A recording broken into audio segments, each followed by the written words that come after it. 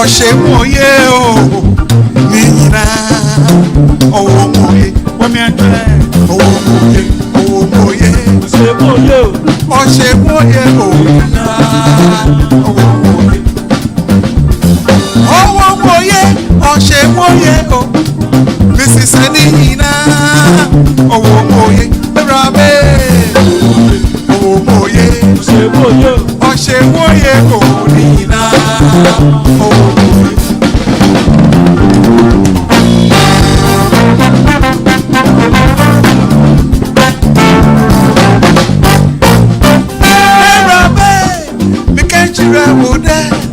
Mrs. Anina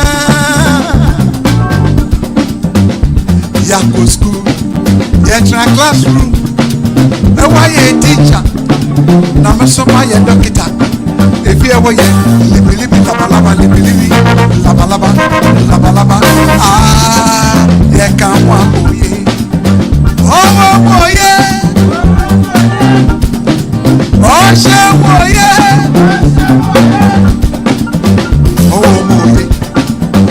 Oshemoye o Nina Oh moye Rabe Oh moye Oshemoye o Nina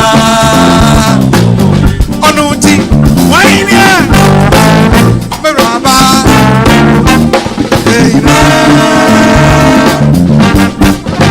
Waini Aleba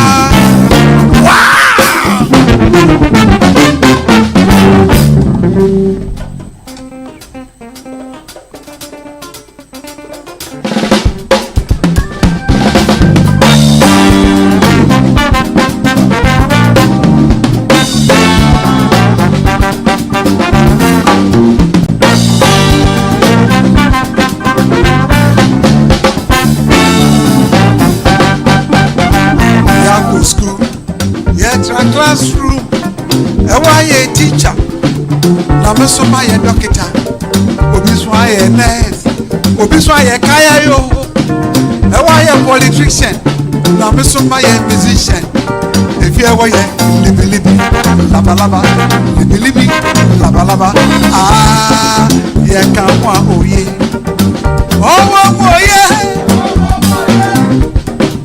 oh she oye.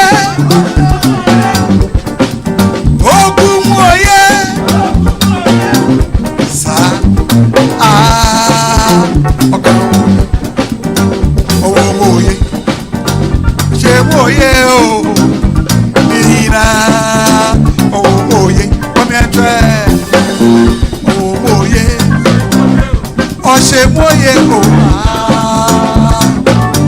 Onuti Wainia Aleba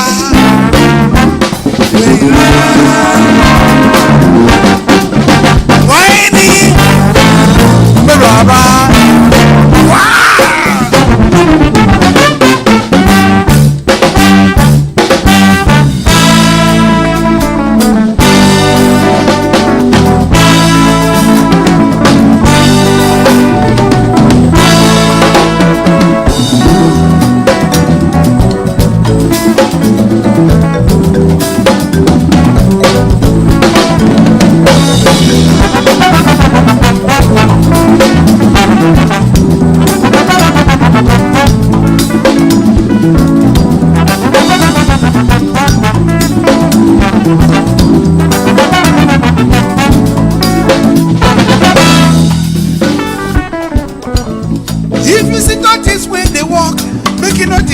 run around in the run. He go there before you, my brother. I be so, yes, hey. If you see donkeys where they walk, making nothing, say they run around in the run. He go there before you, my sister. I be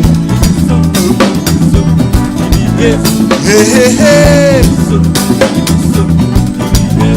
If you see pikin when they cry come from school.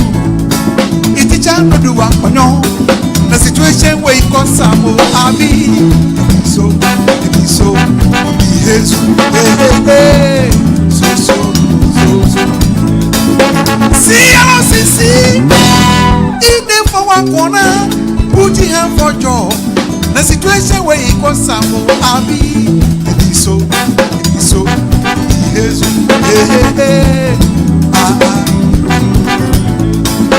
So my brother, oh sister, anything when you do, make you do am well, oh. If you be teacher, I say, yes, you be father, brother, you be kaya yo, I say. But if you be president, now what?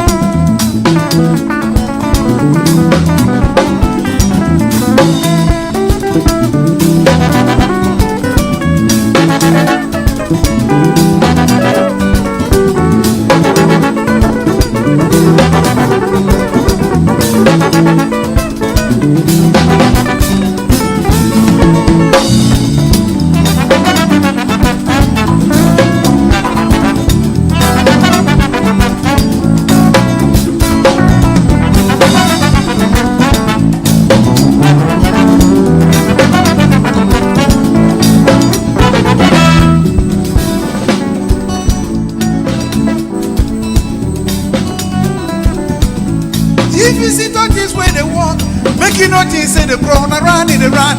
He go there before you, my brother. I be it is so, it is so, it is yes. See, see.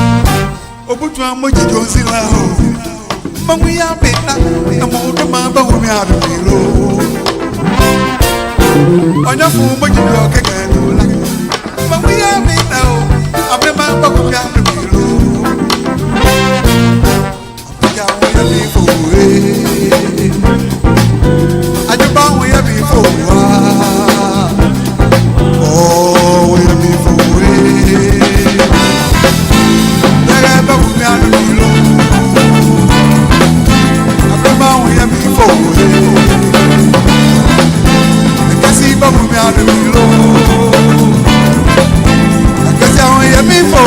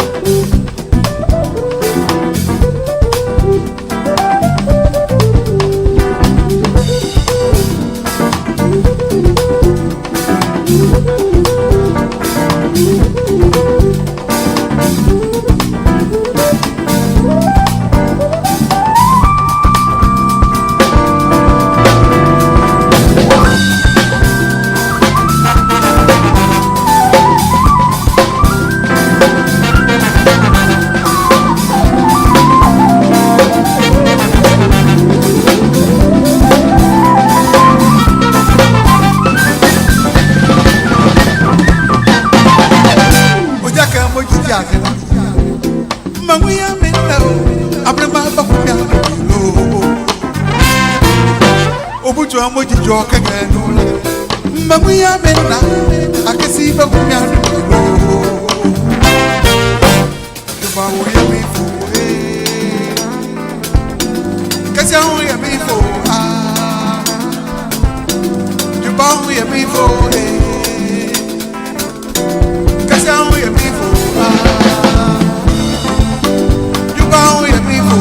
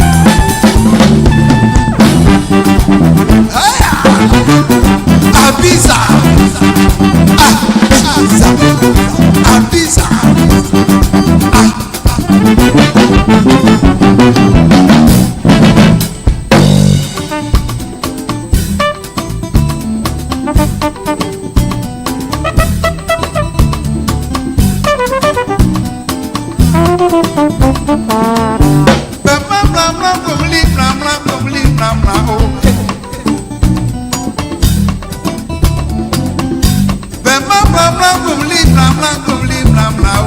Bema blam blam kumli bema blam blam kumli bema blam blam kumli bema blam blam. Namre wazule onkula soa miko chome soa. Mama e asikoko.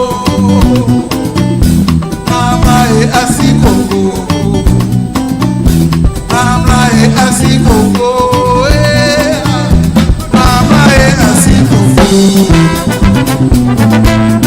Mama asikoko. Asikoko. Mama asikoko. Mama asikoko. Mama asikoko.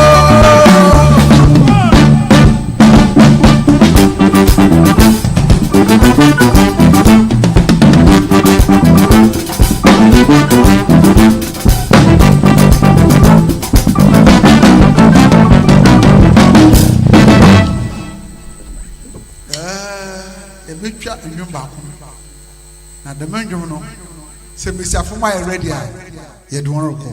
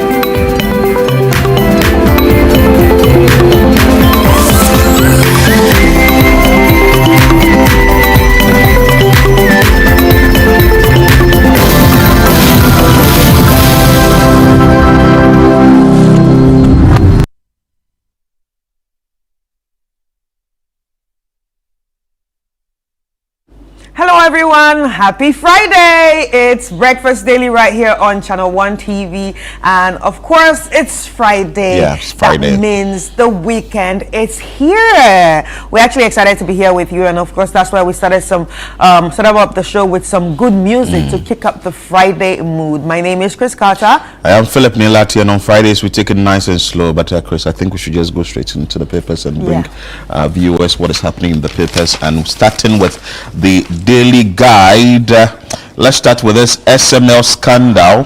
Ken 8, Damwa absent, 5 get 250 million Ghana cedis bill. You can see page 3 for that. Parliament passes Okada bill, and Okpandai election rerun, EC decision premature. That is coming from the former Vice President Dr. Mahmoud Bawumia. NSA ghost names, Asigbe bills now to 120 million Ghana cedis. Stop anti-OSP bill. This is Mahama Ayarega, and also the other individual in Parliament who have filed the anti-OSP bill. So you can find more of this on the front page of the Daily Guide and in the paper if you get it. All right, and on the front page of the Daily Graphic, we have here the big one is Auditor General invokes powers former NSA bosses to refund 2.4 billion Ghana cedis.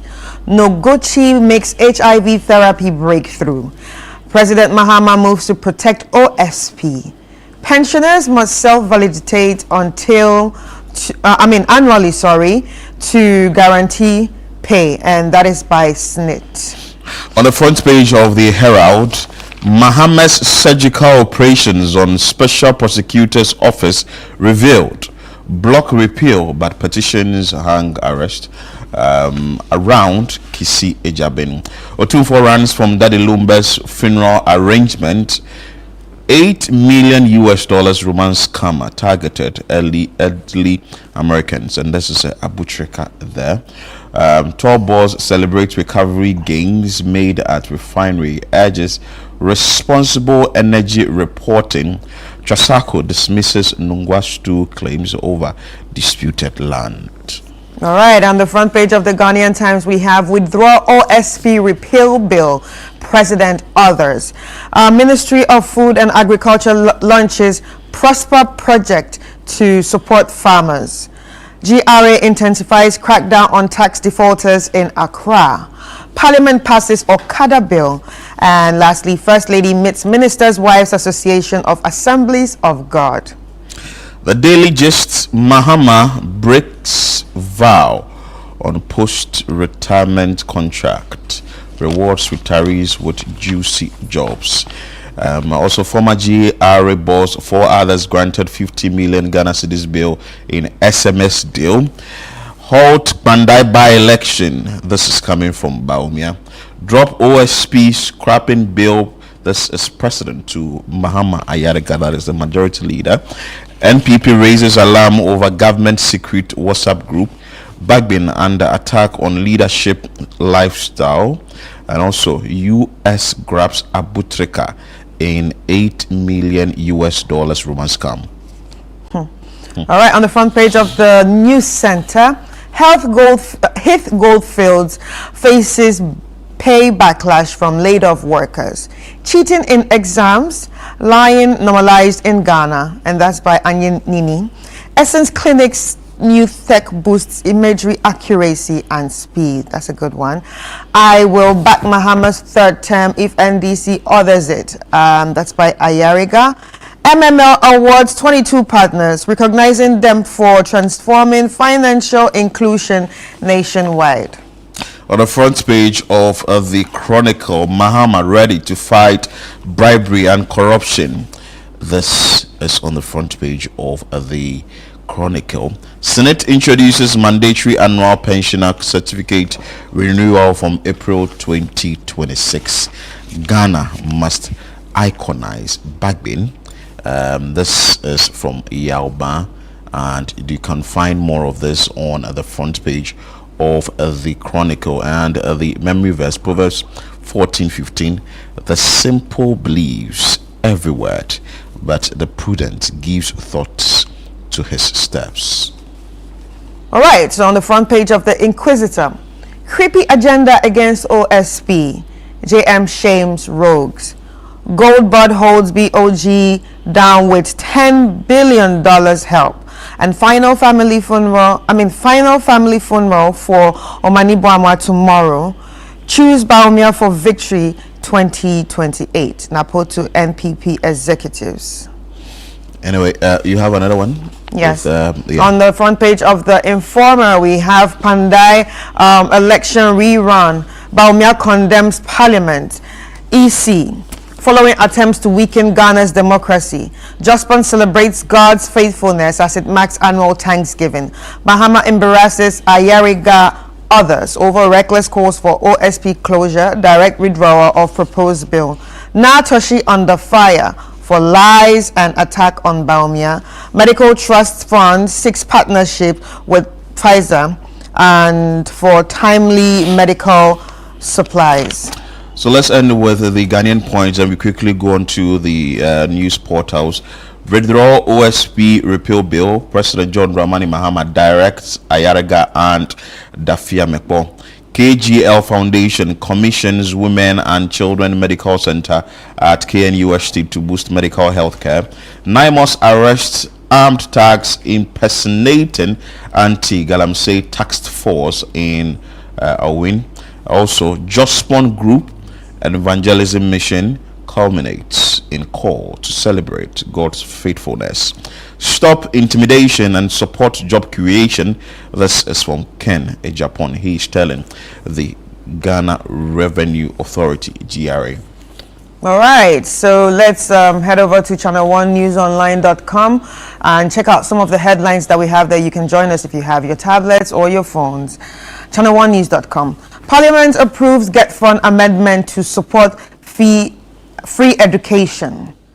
Abu Trika arrested over alleged $8 million romance scam. Ghana explores sending English teachers to Colombia.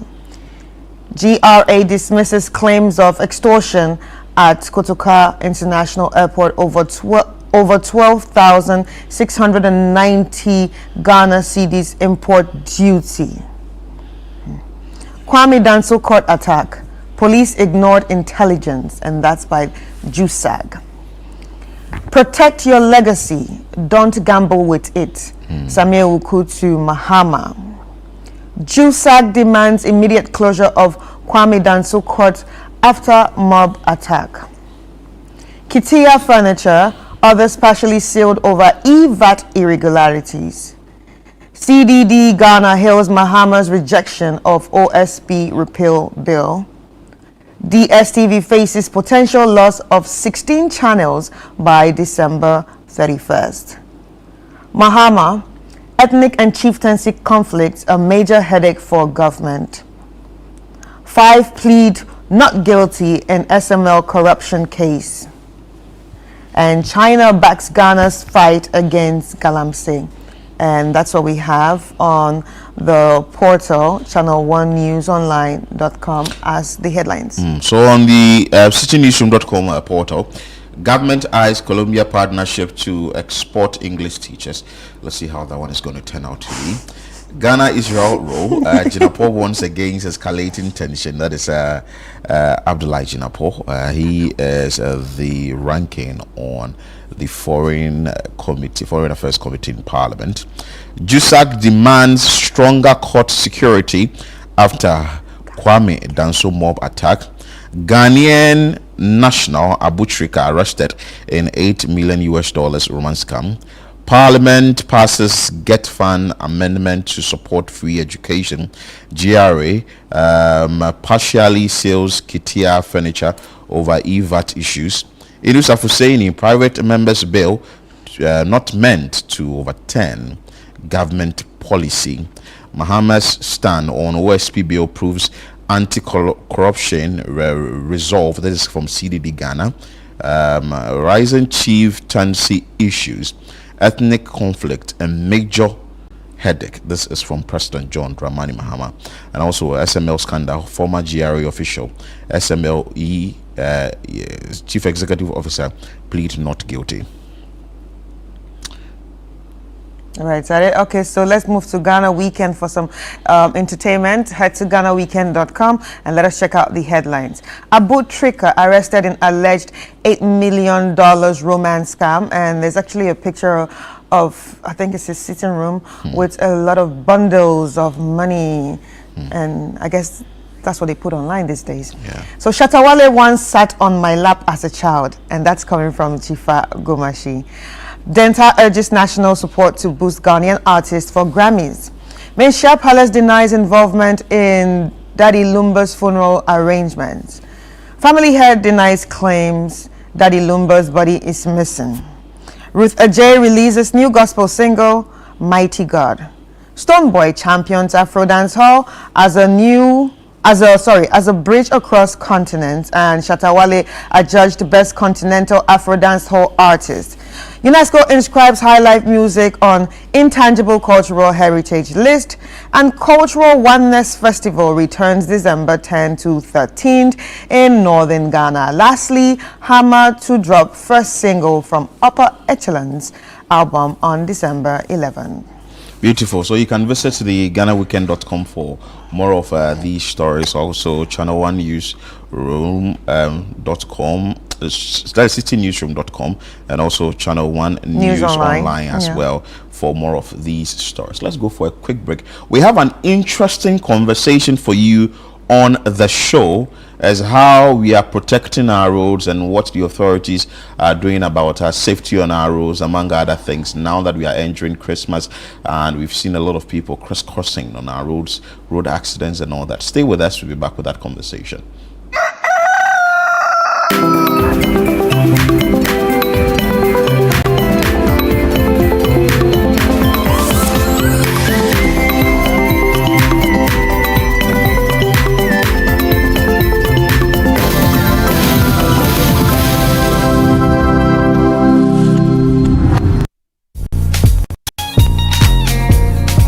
Hello? Hello, Auntie Abena. You won't believe what just happened. Grandma received her 4 TV. 4 TVs? Yes, 4. Okay, I'm coming. I've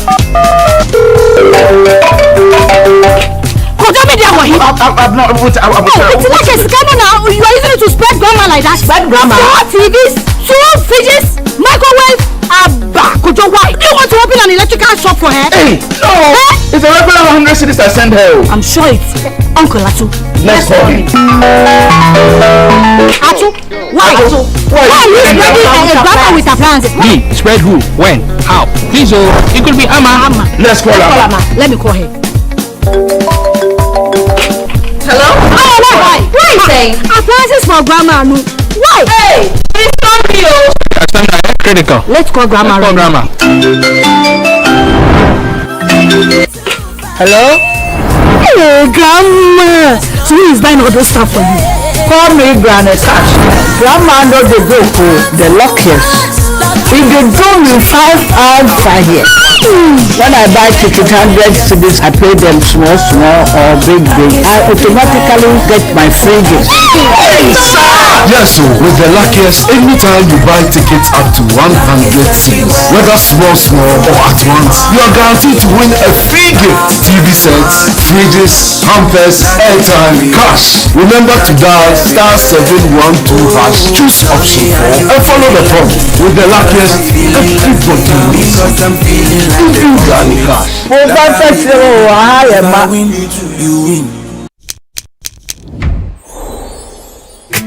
Verna is clean, fresh and safe. I'm holding my Verna bottle. No plastic seal, no worries. Open and hear the sound like click. That sound means it's fresh, no trick. No plastic seal, but it's still pure. Cool and clean, you can be sure. Verna leads the brighter way. What takes my doubt away? If it clicks, it's Verna. If it clicks, it's clean. Sip it, feel the difference. Verna water, pure and green. Click, open, sip. Click, open, sip. Chalet Verna, no stress, just sip.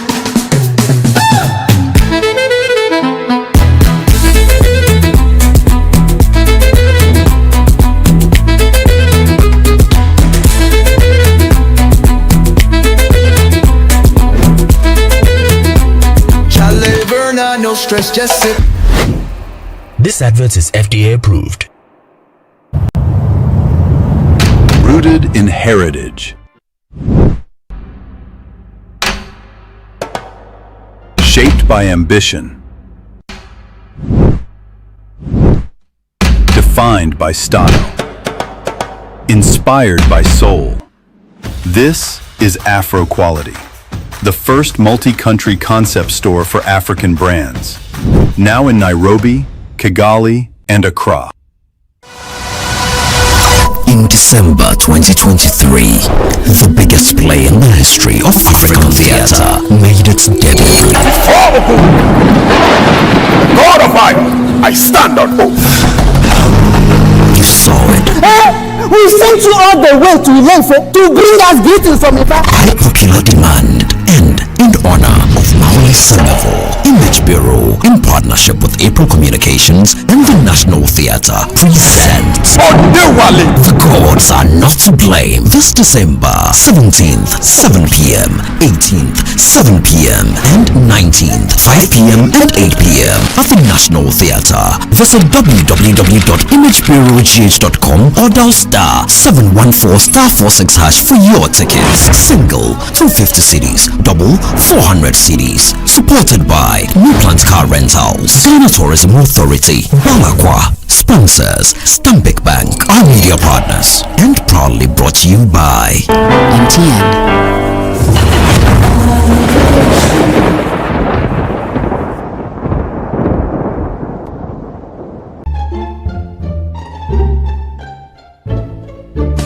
This Christmas, let the road you travel lead you to a place where comfort meets magic. Welcome to Peduasi Valley Resort, where the ultimate Christmas experience awaits. Indulge in a relaxing massage at our luxurious lavender spa, or revitalize yourself with a refreshing workout at our fitness center. We promise the most rejuvenating Christmas ever. Savor Sumpter's continental and local breakfast options to begin your day right. Our lunch and dinner buffet with the live band music offer the finest Christmas delicacies to make your festive season unforgettable. Don't miss our special Super Soul night and DJ night with friends. Ready for some adventure? Explore our zoo and playground where fun knows no bounds. When it's time to wind down, take advantage of our special room packages available exclusively this festive season. For reservations, call 0540-125-555 or 0540-125-554. Peduasi Valley Resort. Live life.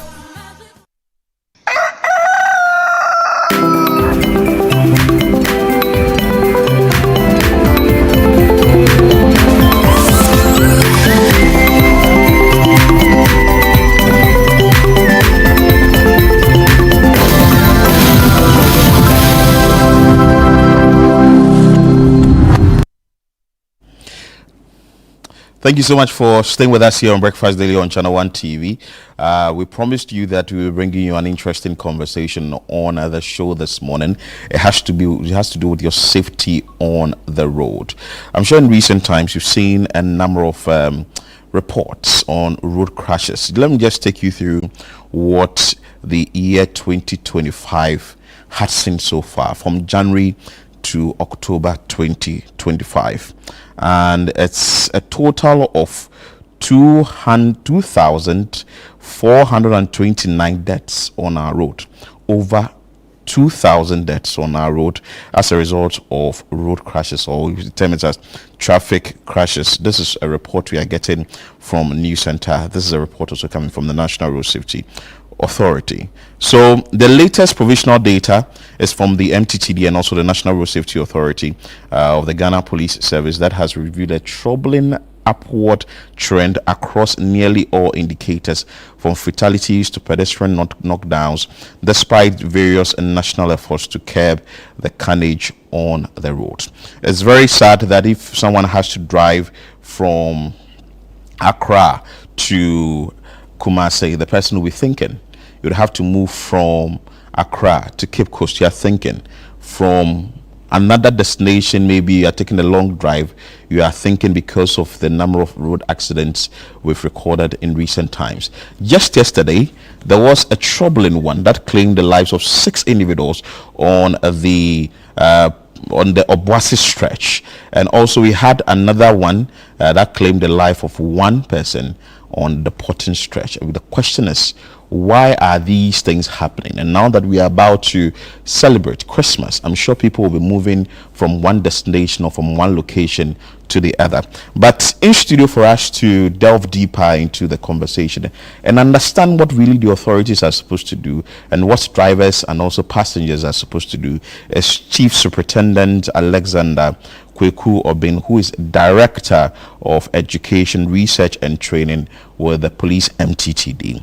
And we also have Emmanuel Danso, who is the Chairman of the Ghana National Association of Driving Schools. The reason why we brought driving schools into this is for us to understand what, as a driver, you need to know before you sit behind the steering wheel, put the ignition on before you move the vehicle. Thank you so much, gentlemen. We are grateful for having you this morning. But first of all, let me start with you, Chief Superintendent Alexander Kweku Obin. How troubling are the figures this year? Well, thank you very much for the opportunity. And good morning to our compatriots across the regions and across the continent and through the east and west and north and south of the world. I think road safety problem confronts the world in general. And that's why UN in 2021 continue with the second phase of Decade of Action for Road Safety from 2021 to 2030 under the SDG. You're looking at the well-being and then how resilient communities are supposed to be under 3.6 and 11. And it's also the reason why Ghana, because we also contribute that much, have also ratified it, and we are all in it to manage the national road safety problem that also confronts you and I, which you have outlined, which is not, which is a challenge for all of us, because the national road safety problem of the national road safety problem of Ghana is something that it calls for all hands on deck, because between January, for example, and November, going into this Yuletide, compared with the same period last year, we've seen about 13,000 crashes reported to us. 13,000. And vehicles that were involved, also we're looking at about 22,000 of all categories, including those that are privately registered, of all models, of those that are commercially registered, and including also motorcycles. And we also have issues regarding morbidity and fatalities. Okay. That between the same period, we have about 13,000 Ghanaians carrying varying degrees of injuries, and we have about 2,600 fatalities on our hands, of which about 1,937 are males and about 492 thereabout are females. And it has also impacted the pedestrian. Going to this Yuletide, we have about 550 who have died as a result of just walking along or across the road. And we have many of these crashes involve motorcycles. Wow. And motorcycle has claimed that many lives. And so when you ask me, the road safety problem we have in this country is perplexing. It has inadequate solution. And I'm not surprised why Ghana is looking for a more proactive way, a more resilient and innovative way of ensuring that we don't leave any of our compatriots or road users behind. Because within this period, as I'm speaking, the Global Road Safety Plan, when the second decade was promulgated, has to do with safe system approach, where countries can no more blame humans. Okay. Because we are weak, and therefore we need systems to enhance our safety. Okay. It's the reason why the plan imposed on us that we are making every effort, including even amendment of our National Road Traffic Act and Regulation, is to ensure that more investment innovations are brought in and purposive action. Okay. So that we can have safer roads and safer road sites.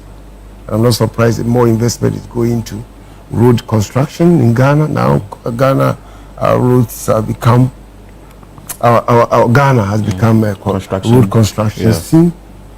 And we also, UN also expects that country like Ghana will also invest in safer vehicle. I'm also surprised that Ghana, the policy now is shifting even onto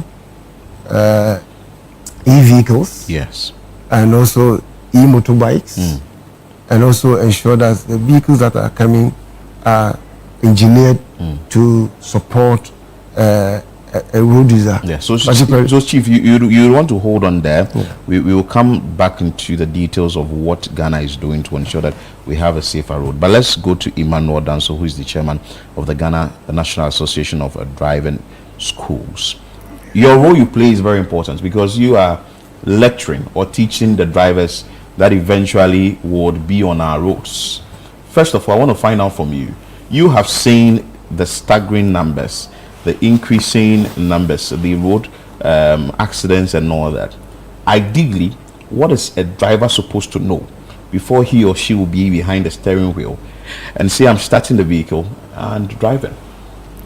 Thank you very much to you, and a very big thank you to your cherished listeners. My greetings goes to my colleagues who are listening now and the nation as well. Thank you for your question. You know,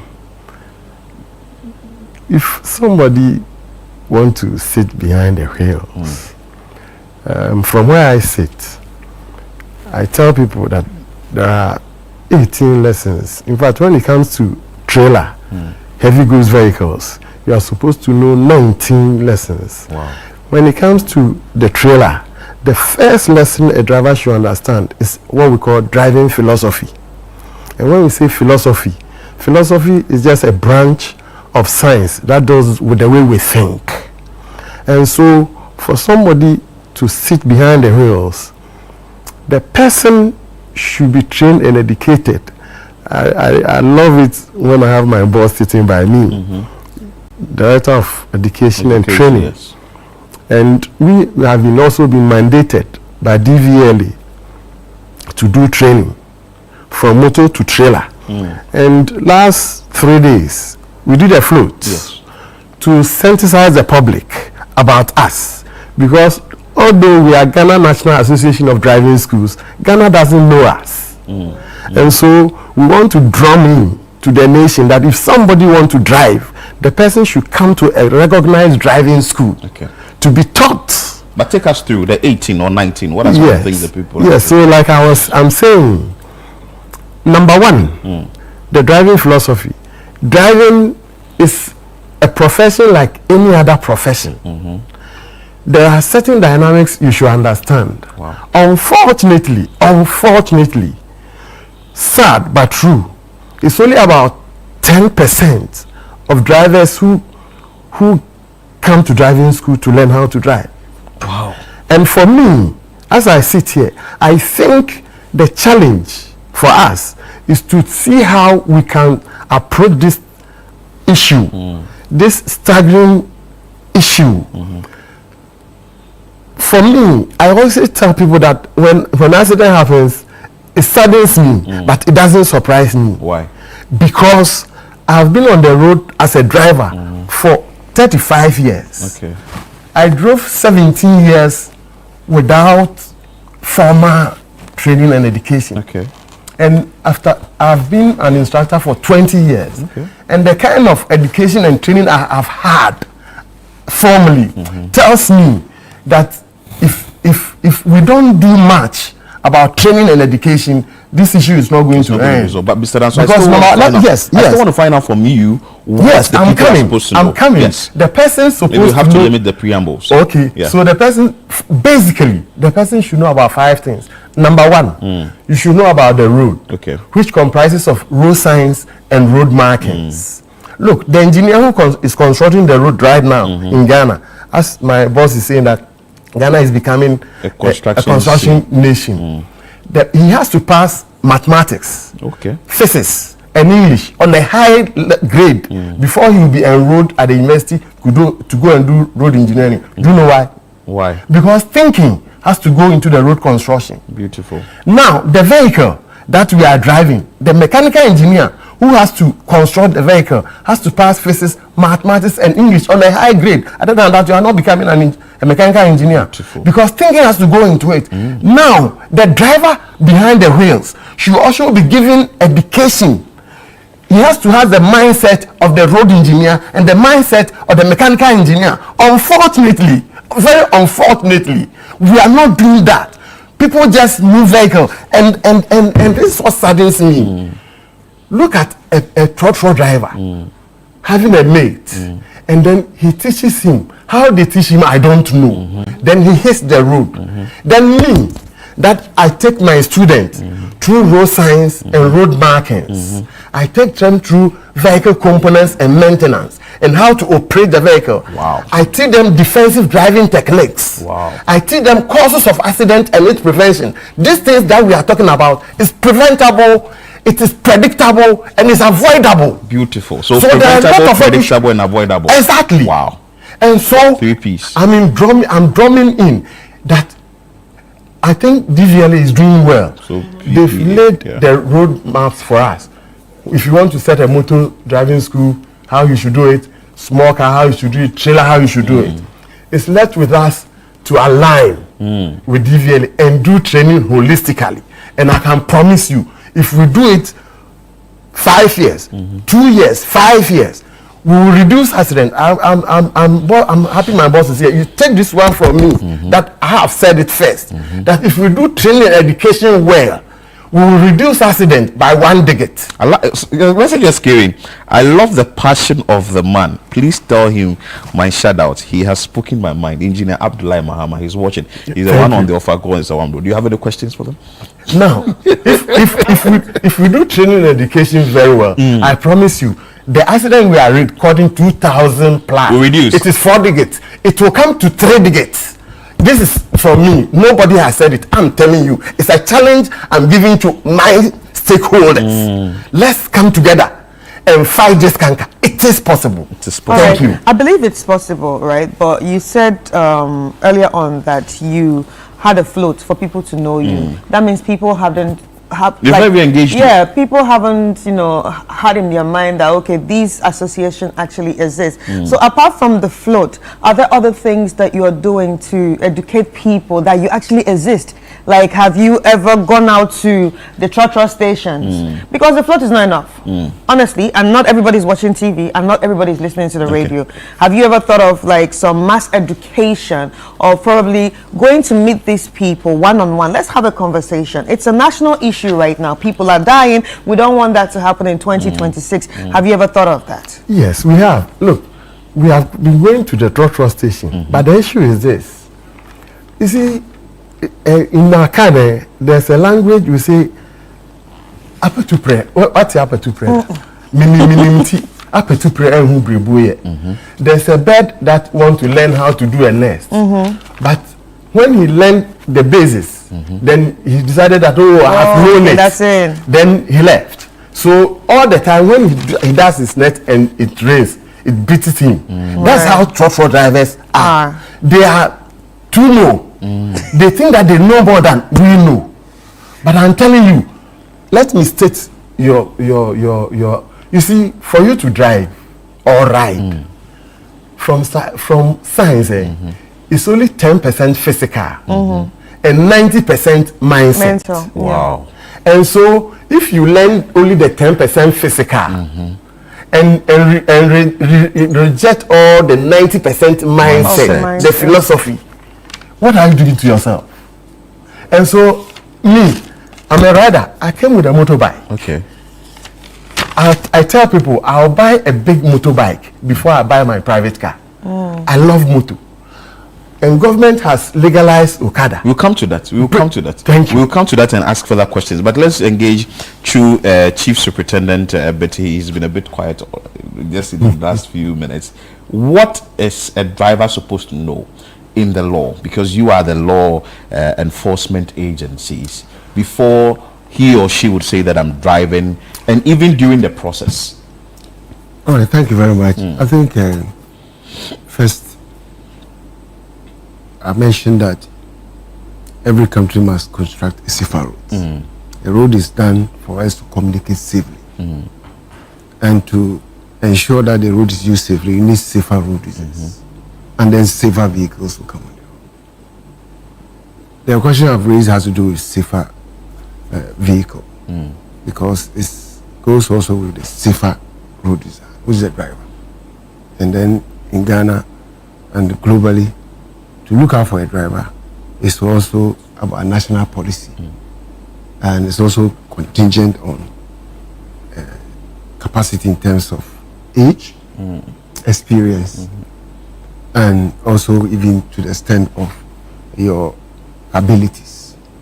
And that's why in Ghana, for example, if you have certain disability, you cannot go for a driver license. Okay. And so basically in Ghana, if you are 18 years and above, and you are competent, and don't have any health disability, including maybe, well, one principle in driving is that you cannot drive with without sight. Okay. You understand? So the principle is see and be seen.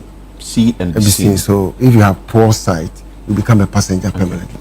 And therefore, at 18 years, you are qualified to go to DVLA for you to be examined physically. And then they put you through purposive training. This is a creation of the law. And then if you pass after 3 months, and that's why the law has also created driving schools in section 68 of the Road Traffic Act, and has also come up with a strategy that if you have a driving school, then you must also populate it with driving instructors, of which I have one. And therefore is that when the 18-year-old or above applies and comes to the school, he's supposed to be put through theory. Yeah. You know, and the theory is contingent, is about everything about the road use. Okay. And it has to do with, first of all, how we have evolved as a country and as a world in terms of vehicle invention and construction, and then its procurement, its licensing, its registration, its maintenance, servicing. All these skills are supposed to be inculcated, and then in traffic use of it, so that you protect yourself and others. And that relates to the basic examination you do with DVLA, which you have been, properly nurtured by the instructor in the driving school. And then when you pass, normally it's about 20, above 30, yes, or anything above. Yes. If you pass, then you have done the theory, and then the next has to do with the in-traffic demonstration, because, like he talked about, everything has to do with the cognitive capacity of every individual. It's very important, and he used physics and other things as an example with regard to the road engineer vis-a-vis the driver. And when you have demonstrated your cognitive capacity by passing the theory, it must translate through the eye, through the fist, through the feet, on the paddles, on the steering, controlling, and on driving, managing this, is driving on the right with the gear. Demonstrate it in traffic, how you reverse, the speed application, why you are supposed to ensure, because you have inculcated to know that in Ghana, apart from what the engineer will do, there are 4 speed zones in order to protect life and property. I.e., you must demonstrate it while you are on wheel, behind the steering wheel, while the driving instructor is sitting by you, for example, or the testing officer. So that when you are in crowded areas, in accordance with section 163, for example, you cannot move above 30 kilometers per hour because it's a school zone area. It is a health facility area. It is mosque, playground, church, among others, and it is a market or a shopping mall. There are a lot of pedestrians, and therefore you must slow down 30. When it's a built-up area, even it's about 50. When it's on a highway, the one that is being trained cannot move above, or driving cannot move above 90 kilometers, and on highway, on motorways, 900. All these things are have to be demonstrated by the driver, not as a novice driver, not as one who is being tested, but the one who will drive independently when he's issued the license. And then when all this thing is done, and you passed both theory and in traffic, then you are issued, because you demonstrated out of the cognitive capacity, ability to demonstrate it on your feet, that you drive to protect life and protect will come a safer road user with a safer vehicle. And that driver is expected that in the absence of the instructor, the driving school proprietor, and in the absence of the testing officer or the examiner, you will drive independently with a vehicle that is registered, insured, and you are driving on the right, and you are engaged in appropriate speeds, safer speeds, and then you will stop at where you are supposed to stop, and you will exit where you are supposed to exit, and all that. You overtake appropriately. And that thing is what, to a very large extent, what is killing us, because in Ghana, the data shows, the data I've just turned out, shows clearly that if about 13,000 crashes have occurred, and many of these are serious crashes, you are saying that about 60% were as a result of inappropriate and excessive speeding, which has to do with human behavior, which mostly has to do with the driver, either as a motorcycle rider, as a commercially registered vehicle driver, or whatever. In terms of categorization, I normally want to say that the instructor, the driving school will churn out drivers through DVLA hands. At the end of the day, using the license for whatever work is contingent on the license holder. And therefore, even whether you are using you have category A, you are using it for motorbike, or it is category B, you are using it for saloon or sedan, or SUV, or it is C category, you are using it for minibuses and all that, or it's D for trucks, mini trucks, and it's F for articulated truck, rigid, and also passenger lorry, including the high occupancy one, among others. What is important is not about the trot. It's about that, is it the case that the holder is using it in accordance with regulation 25 in terms of why the license was given to you, and that's what this one dovetails into enforcement.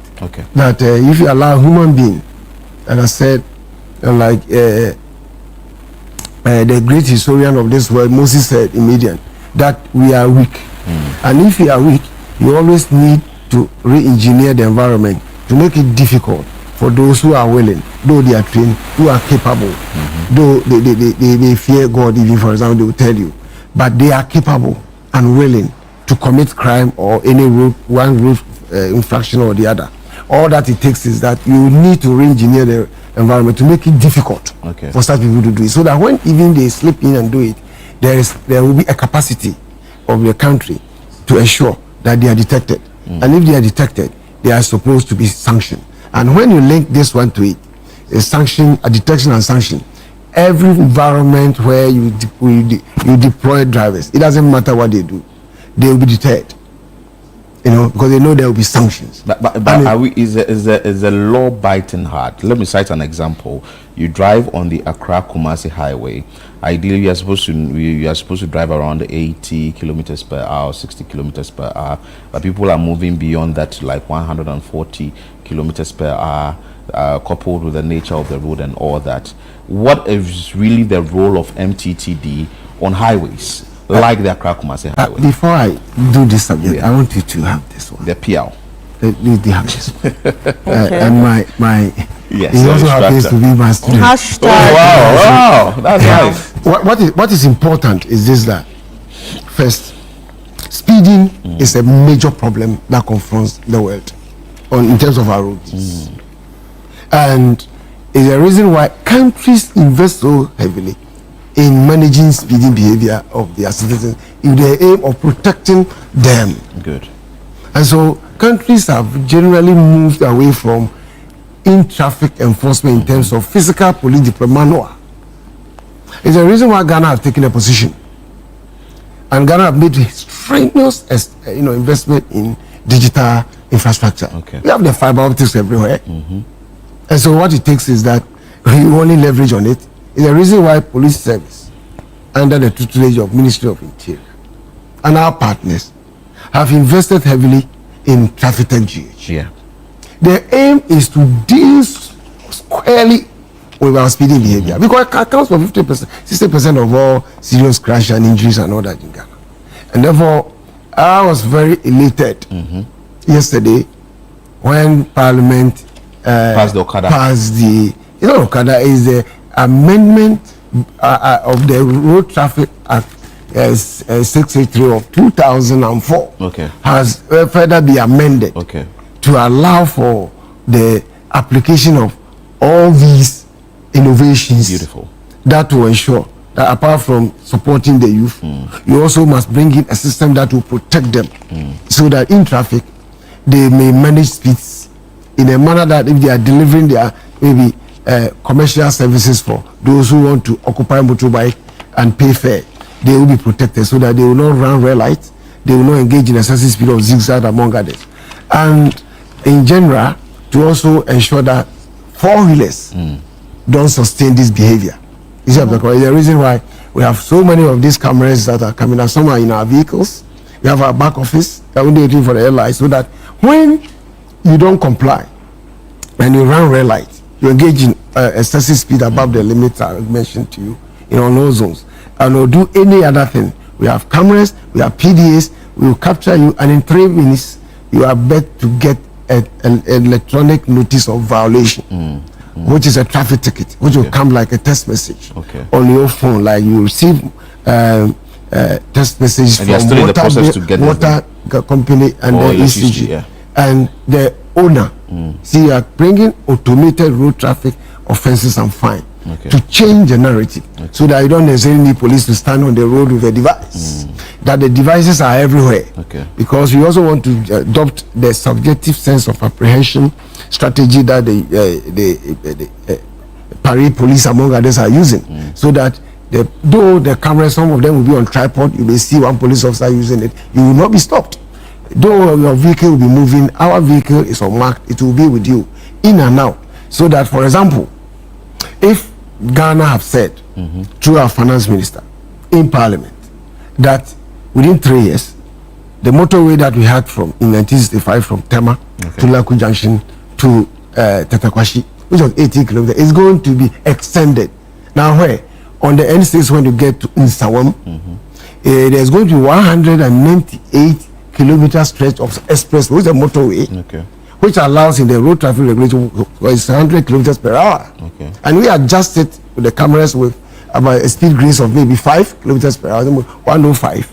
You are expected to move from Nsawam, you turn left, you turn left off the N6, you go to Adesu, to Asamankasi, and then to Oda, and then you move on the interchange that we have promised about 8 through the Konkontiti forest to Kuntinase around the Lake Busumchi, and then you come out at Kumasi. It has cut the road, the existing trunk road through on the N6 to Swami roundabout from Kwame Nkrumah Circle, about 60 kilometers per hour. On that new road that is coming, it is not the case that if you are on it, you can move because your vehicle allows you to move the speed limit 240 there. No, it's 100 kilometers per hour. The only grace speed we give is for you to ensure that you manage it. And anything above the 100 or the grace speed, our cameras will be there. We will be moving with you. We will be dotting it around the road, and it will capture you, and it is connected over the cloud to our back office somewhere in Accra. And before you move about 50 kilometers per hour on your phone, you'll get a notification and to deter you. So these are all the things that is expected that you bring to bear on the driver, and not necessarily the commercial or the throttle, because all of them, for as far as are concerned, in Ghana, if you don't have a license, you cannot even pass to drive a private registered vehicle, let alone a commercial. The most important thing is that all of us are supposed to have our license. But wait, okay, let me ask him. This is a great technology, but has it started rolling out already? We have rolled it out to extent that we are issuing caution notices. So far, we have issued about 120,000 caution notices to those who were engaged in excessive speeding. And we have done that, and owners have them, and they receive it on their ticket. You see the heading is MTTD, caution notice. And then we advise you that if you are not the owner, you proceed to DVLA to do change of ownership. We have also observed that many Ghanaians, particularly those vehicle owners, buying car is not exchange of money, or be or through hereditary. That is it was dashed to you. And that is not the ownership of the ownership of a vehicle in Ghana, in accordance with Section 38, is that you should have gone to DVLA and avail that vehicle, such that the vehicle will be in your name, and the details of you will be on the vehicle register. There are two registers in Ghana, one for vehicle owners and one for license holders at the DVLA. And your name should be there. So if you buy a car and you give the money to the person, what it means that within 2 weeks you are supposed to get the name of the current owner of the register, and then you, the prospective owner, you put your name on the register through DVLA system, pay a certain fee, and that's what's expected. And I'm not surprised that because of the challenges we have had with this implementation currently, and the new law coming, DVLA have made the proposal which has been accepted, that vehicle owners will own their license plates. So that if you have a vehicle, the number plate is in your name. If you sell, you deactivate it and give the car to the prospective owner to also go and put his or her registered number plate, or activate it and put it on it. This is the arrangement, because for us, we will not wait day and year before we go to court, and then they are put to you. Traffic offenses, most in the US system, are strict liability. And therefore, you commit, and on your feet, you receive a ticket. And you'll be forthcoming in Ghana within 14 days. If you have not paid within past 7 days, we issue you another reminder notice on your phone. And we expect that you'll be forthcoming. Otherwise, the state will refuse you services with so many, functions we expect the state to perform, including you cannot even go to DVLA to get any service on your vehicle, let alone your license, among others. So this one is coming. It's an innovation. It's a requirement under the US system. Ghana have made strenuous investment in it. Police, we are ready. Our back office is ready. We have tested it. All we are waiting for is the new law, which is coming. That's why I was elated. The other thing is that we have gone beyond even the testing. We have set up, because now it's not the case that you'll be going to court. Okay, so if you are listening to me, you take your phone and start. If your phone goes, when you get a ticket, Android, you can easily go on government pay platform, isn't it? Use your mobile. But if you have a YAM, it is star 222#. You can test it. The government payment platform, the option 6 is the traffic, Ghana Post. We are preparing ourselves so that while we believe that if innovation is adopted, it will rather enhance the image of the police service. It will rather make us capable, efficient. It will help us to serve Ghanaians well. It will also help us to gain our respect, our dignity, the legitimacy, and then the confidence that we so require in order to serve the community members. Chief Superintendent, you want to hold on that. We will come to you and ask you what you make of the passage of the bill to legalize Okada as well. But let's speak to Mr. Danso as well. How many months or weeks is someone supposed to be in class or be lectured or be taught to drive? Okay, thank you very much. Before I come to this question, let me talk on two issues before I forget. Number one is the speeding. You see, we should drum this into the minds of drivers, because this year Bloomberg did research and they came out that accidents, the number one cause is speeding. And research has shown, and this is by Road Safety Authority, they say that if you are speeding beyond 90 kilometers, when you crash the vehicle, it is like falling from a 4-story building. Wow. Oh, wow. Your chances of survival is just 5%. And so we should drum this to the drivers that it's not about speed. They're testing their cars, poor cars. Yeah, but apart from that, to you know, it's actually a question, not just to add, it's a question. He talked about traffic tech, and then you were talking about the speed. But the question is, do the roads have some of the signs to show what's the speed limit? Because if you want traffic tech to work, you have to be able to say, okay, the speed limit on this road is this, and this is it here. Do all those roads have those signs? All right, I think that is a reason why I would say I'm elated, because it's got and I see I've been around the last month. I've been around on the N1 from Lumba to Aflao. I've been on the N2 all the way to Asikuma, then to Oho and back. I've been on the N9 and on the N6 all the way to Tamale and the N10, and I've been on the N12 around Sunyani and all over. I've looked at it, and I can bet that for the first time in my lifetime in policing, I've seen that our road, Ghana is a road construction scene, and that tells us that the road furniture that you have mentioned is part of it, I believe, and that in a lot we're going to have those furniture, including road markings and signs that we do. However, as a certified instructor and per the road law regulation 163, we go beyond road signs. So Ghanaians, our drivers are more competent than many drivers around the globe. What I was saying, because Ghana says, irrespective, if you are on the road as a driver, and it's part of the cognitive capacity training we issue, that when you are on the roadway and there are no road signs, all the time use road marking, road landmarks. Use landmarks. What is one? And I mentioned, it's a 30 kilometers per hour in a crowded area. Okay. And he gave example.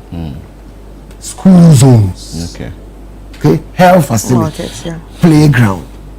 And there's stadium and all that. Yeah. And also mentions where there are procession. And also talked about shopping mall and markets. There you don't need any sign to move up 20 or 30 or below. And then he says that when you are in a built-up area, a road situated in a built-up area, where on both sides there are buildings, and that you see the buildings, know that it is likely that people are practicing patrilocal system of marriage among others. So please be careful. 50, and was it on a highway, a road that is situated between two urban areas or towns? There, you know, it's only forested area that the road is past. It's 90. You see, and also it says that on motorway, 100 kilometers. So beyond the road, there are signs which may come with 50 prohibitory, allow 90, sometimes 80 for very different class of vehicles and all that. These are general speed limits that Ghanaians are trained, inculcated with, and capacity built and sensitized continuously. Go today after here in the evening, I'll be at the Tibet, building capacity of, you know, drivers who are coming out. Beautiful. You know, so the thing is that it is sometimes has to do with non-compliance that we know. One, if the road is straight and flat. Two, when police are not there. Yeah. And three, the general indiscipline, because the user knows that police presence is minimal. Okay. And it's the reason why we are intervening with this IT digital enforcement solution, so that the vehicle moves anywhere.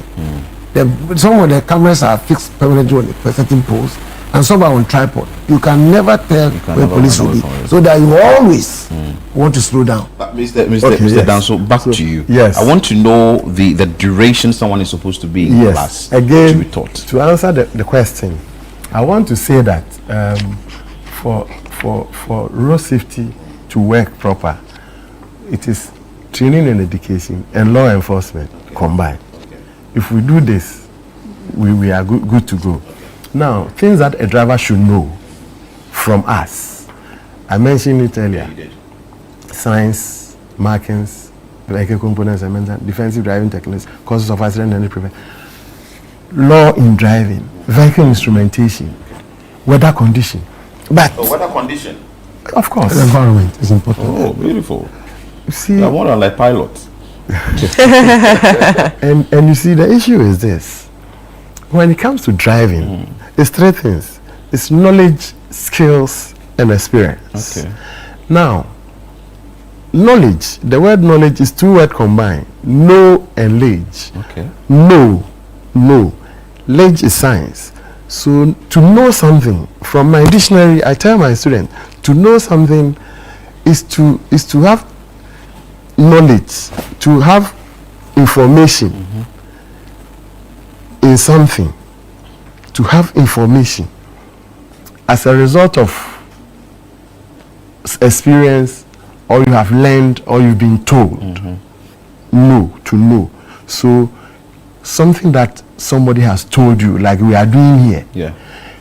Now, when we give the information to our students, they have to learn. Now, I tell my student that what I'm telling you, I want to see application. So, grasp it, imprint it on your brain board, and come and apply it for me. And this is when we are failing. My boss is talking about cognitive thinking. If the thing is not on the brain board of the person, for him to know that at this situation and this circumstance, this is what I have to do. That is what happens on the road. Because, like I said, accident is preventable, it's predictable. So if you have the defensive mechanism in your head, you know, you respond. And the word respond is two words. Responsible. Responsibility is responsible. All these things are things we should let drivers understand, that when you are behind the wheels, there are situations and circumstances that are going to arise. And you should be responsible. You should be able to respond to the situation. And it takes us, by law, we are supposed to teach 18 lessons and then teach 30 practical hours. Oh, wow. And this practical hours is where sometimes I think that we should talk with our regulator, who is DVLA, for us to look at this again, because every student and his ability to grasp. So some people can make it within the 30 hours. Some need some time. And if they need more time, then of course they have to pay more. And so we should have that arrangement to see how we can deal with people who are slow in learning. And sometimes majority of the people that come to school, they come because of fear. Yes. And so you see that we have to try as much as possible to delete the fear level. A lot of people that think that they have confidence, when you tell them that you are coming to a driving school, they will tell you that you are wasting your time. You are wasting your time and money. Wow. I'm telling you, ask them. So they will not encourage you to come to at all. And that's the challenges we have. And that But have you asked yourself why? Have you tried to research why are people afraid of the driving school? Is it the way we teach? Is it that people don't understand us?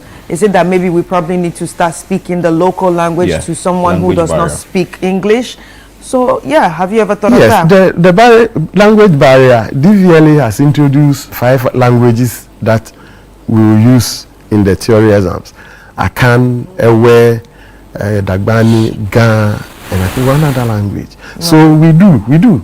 As I sit here, I can speak Twi, I can speak Ga, I can speak a little bit of Ewe. Oh. And I can speak a little bit of English. So not a little bit of English, more of English. So you see, we are trying. But the issue is, you see, we have accepted the wrong as a norm. Okay. Yeah. Because when I was a child, people don't go to, there weren't many driving schools. So people learn from parents, no, from they go and learn from taxi drivers. And that has been the norm for long, and so that's why I'm happy I'm here. Yeah. And I want this collaboration. It shouldn't end today because there's a lot we have to say that we can't see right now. Is the driving school expensive? For me, I think it is not, because if you buy a car, the Sprinter that you see is 130,000 Ghana cedis minimum. Now, you can't put cost, money on life. And so if you come to a driving school and we ask you to pay 1,720. Okay. For training? Yes. Just 1,720. Within what period? 3 months? Within 3 months. Okay. Within 3 months. Looking at 1,700. At once? Is the pay at once? Or you pay in installments? Sometimes we allow students to pay in installments. Because for me, I tell my students, it's not about the money. It is about what I'm doing for you. The safety that I'm putting into you is what that is what is making me be in this business. Yeah. What I'll do for money, it will come later. But I want to save life. And so the money is not the issue. But people still will not come. And so please, you people should help us in this direction. So let's do more. So thank you so much. Now let's come to this issue. The passage of Parliament passes bill to legalize Okada. You made mention of the figures when it comes to the motorcycle and all that. What really is the issue when it comes to the Okada business? And 2, what is the MTTD stance on the passage of the bill? All right. I think first of all,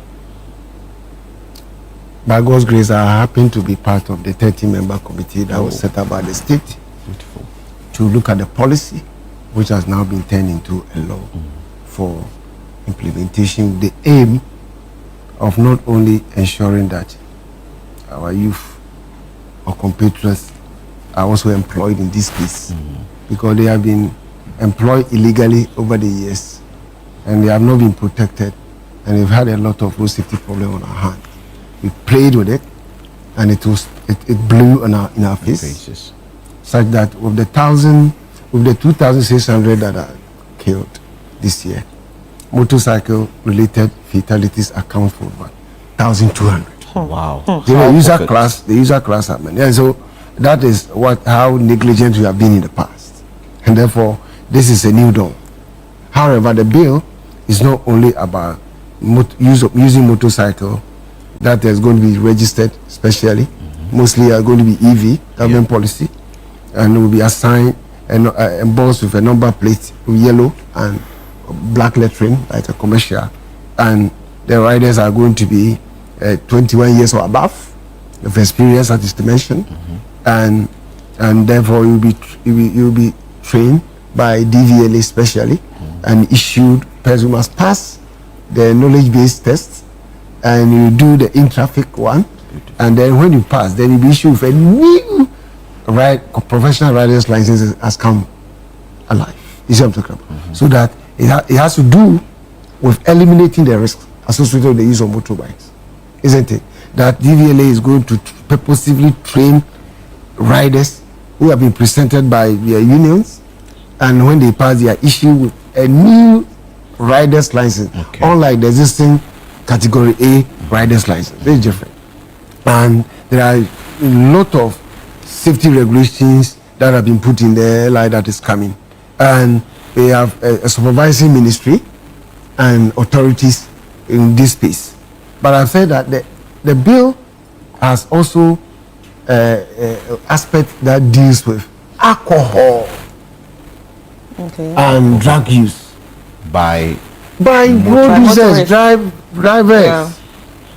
That it also accounts for the crashes, and therefore the subsisting law, which we are now amending, had it that if you are trained by a driving instructor and through a driving school, and you are issued with a license, you see that you are smelling of alcohol, and we subject you to not a fresh nostril of the breathalyzer at police duty point, and you provide 100 milliliter of breath, the fuse for the system, for the machine. Do you have the breathalyzers? Oh yes, for the breathalyzer to work, and it breathalyzes 0.08%, which is 35 micrograms of alcohol in that.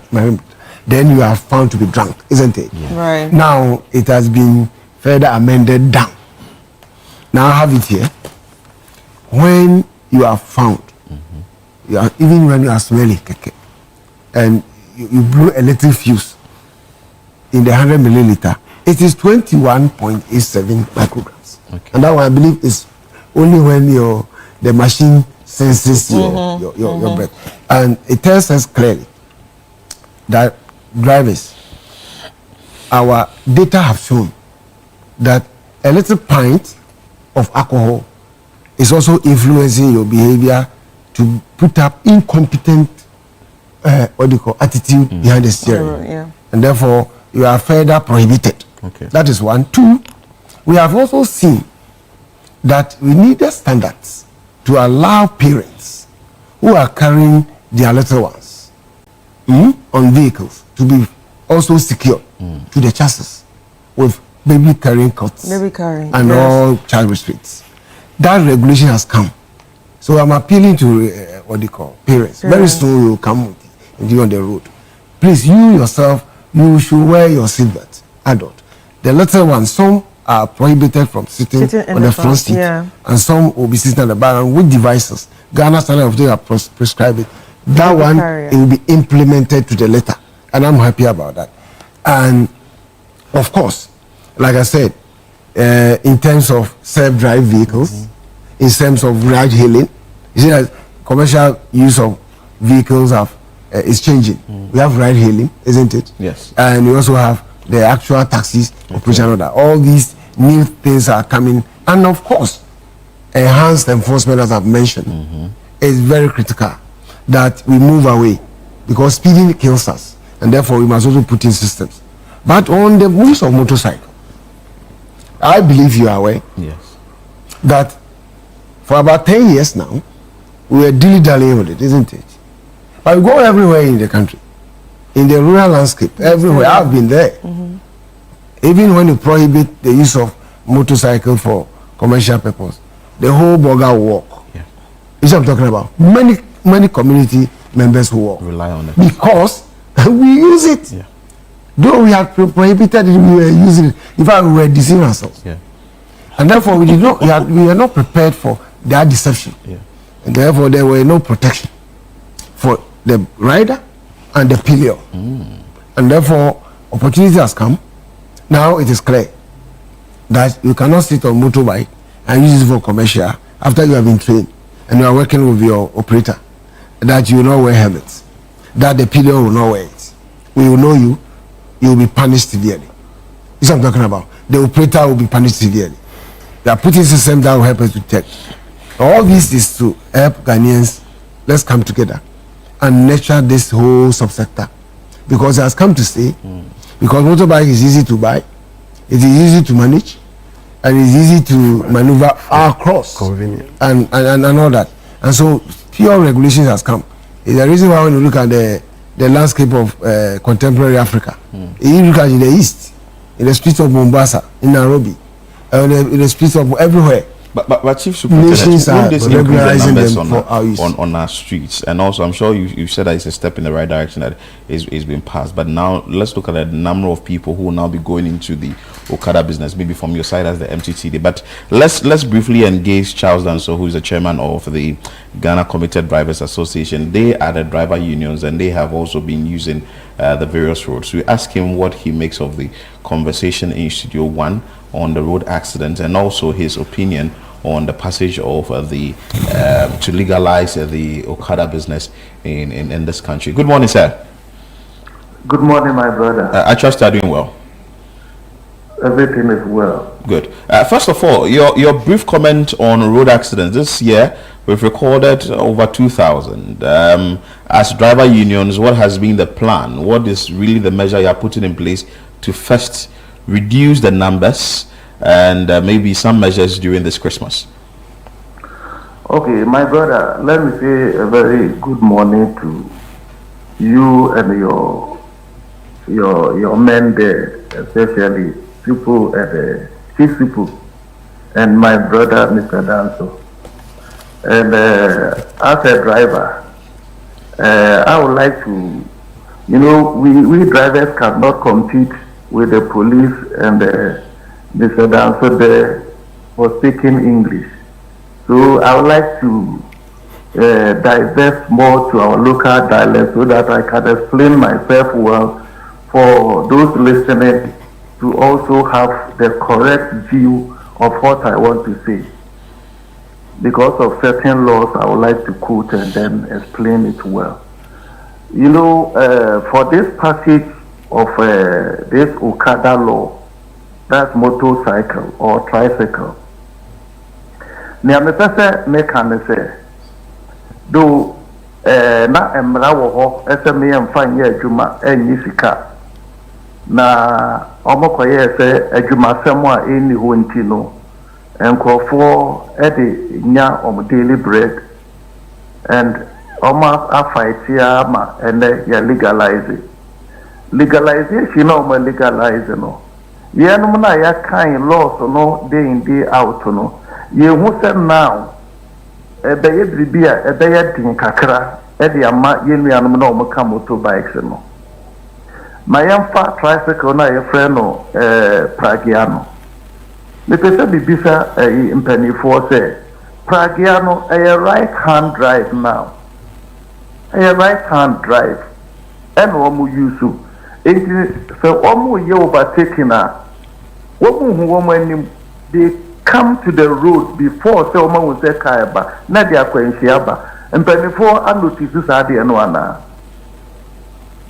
afin so no ye hwe motorcycle ye motor anka say ya emra wo ho no emra ye tintim ne kama but ye bisa so mbetumi adimra ne so ana one wo hwe ya kwantimpon ya nam so me ka ya kwantimpon ye road na ye nam so no say 3 lane na emre bia nka nkyere motor say wo de ye fa mfinimfini na fa ko ye si di traffic na so ye si di so se na ya car edi lane ma ono so ko na ho prosifo mo ye ne den so ho after ye bisa say aba ni say no wo ma atra motor ne so no insurance policy here a third party insurance no how is it going to be sena omobeye nafa because of you can incapacitated or percentage of injuries here woman ebe fu moto no ebenya no insurance companies in betumi atia na because obi wo wa moto ndi no ko bo a o se helmet okay ebi an nsemu bebu the spinal cord ebe hubeka ebi an sire mu abu the percentage ya you can say doctor for the bema as insurance for mpia kan would they be able some bit yana meba kintampo no nim say trot road ni ha taxi ni ha taxi se no ko mepa ne say long journey kakra but in the city no unya taxi inti pragiano na wofo And this Pragiano so drive on the shoulder. And on the shoulder driving, no, it's against the law. And a quite now, so almost main road in the Sonua, cars na airbano, cars may do machino because of almost Pragiano trapoli, and a vessel and no back glass. Into who machi. And your how baby, into your traffic, near Fasa near my wing in Embuho. Near see legalize and almost Juma. People are going to die. So people would die. Charles, yeah. So Charles, you want to stay on? Chief Supo is here. He will explain a few things because he actually was on the board and he has also assessed all the situation before the passage was done. He's asked a couple of questions that has to do with normally the nature of our roads, how they've already been riding on the roads, insurance, among other things. What will be your quick response to him? Well, I think the policy that is coming has also focus on section 125 that motorcycle owners should also have complied with compulsory insurance. So insurance policy was part of it. Okay. Moving forward. Beautiful. But we are not looking at what is there now. It's because if he's speaking to what is there now, that's not what it is. Okay. So the new one coming to, I mentioned that it has embedded in it the fact that the unions, the motorcycle union that want to operate Okada in, let's say, Tesano here, would have presented a number of motorcycle riders and to DVLA for training. Okay. Because what he mentioned about where they are using the motorcycle pragia in, for example, Kintampo, is about training gap. Okay. Okay. That either they don't know. So the new sets of users who are going to carry fair paying passengers on there, they are going to be given a purposive training to eliminate all these risky behaviors. Beautiful. So that they will drive appropriately. They will not go on the 10 lines. They will not be zigzagging. They will stop at the stop line when it is red, and they will move at safe speeds. And where they are supposed to use a motorbike, they will, Now all these are incorporated in the new policy coming, which will be different. So that's why I'm saying that the policy said that if you have license A now, use it to ride motorcycle, isn't it? But to use it to drive the new motorcycle, which had number plate yellow, you should have attended that purposive training and then examination, tested, and be issued with a new motor rider's license called professional motorcycle rider's license, which is different from what is there. And it's not just a license. It comes with certain cognitive training, psychomotor training, and affective training, so that you become a holistic driving for life rider who is delivering services to your community members. And that is what we are looking at. It is informed by the current behavior and the data. And so we expect the DVLA to spearhead this, and that is part of the strategy. So let us understand that it is not what you are seeing now, that a new way of managing a motorcycle is coming. And that's why when you go to other countries where it is legalized, you see them, they use the road confidently with other four-wheelers. And that is basically, and therefore it is not only about training, it's also about purposive sensitization, akin to what we have under traffic tech, that road safety authority is going to marshal its nationwide forces to ensure that these kind of engagement is done, sensitization, awareness creation, information sharing, media campaigns, with and all that, so that all road user class would have been informed that there is now a permitted user class called, apart from those using the blue and white, who are private, these are permitted road users with yellow plated number plates to deliver essential services, including carrying us for fare and also dispatching our essential goods under Postal and Courier Services Regulatory Commission on behalf of I like your response. So, Charles, and so thank you so much for your time. We will definitely engage you more later note on some of the issues that you've raised and also additional discussions. But Mr. Emmanuel, and so you want to respond to this quickly. Then we'll come to what the MTTD's plan is for the Christmas season. If the camera can pick this thing for me. You see, this training. Standardized instructors manual and training material for drivers of heavy goods vehicle. Yes. Oh, beautiful. This training was done to us by Transit International, and DVNA has adopted and launched this. And those who train us, they came from Uganda. Transit is an institution in London, England, but they've trained instructors, good instructors in Uganda, that they have schools, high vehicles, heavy goods vehicle trainings. So they contracted one of the instructors to come and train us. And when we were doing the training with the trailer, they told us that in Uganda there's what they call boda boda, motor for commercial. Yeah. And so when we're driving the trailer, we should be cognizant of the motor, and we should also think of pedestrians. So as they were watching us, they were watching how we will save motor rider and pedestrians. If you are not doing that well, you are failing. You are failing as a driver. But I'm coming. Give me some liberties to talk about this motor issue. We don't have time. No, but let's give me some 2 minutes. Yeah, 2 minutes. Because I'm a rider. Just a minute. And I'm an instructor. So I'm telling you, look, this issue is delicate, because when it comes to anything that moves on the road, the riskiest is motor. Me, I have fallen several times with a motorbike. Well, because someone hits you? Yes, and I fell. I mean, with a motor, if with a little mistake, you fall. Now, the issue has to do with proper training and education. And that is why I will indulge DVLA to really consult us, deal with us. The trainers. Yeah, trainers. So, because we have been trained by DVLA to do training. So we have what we call gearing. If you want to ride a motorbike, you don't just wake up and sit on the motor. You should understand the motor. And you have to gear up. There's riding boots that you have to wear.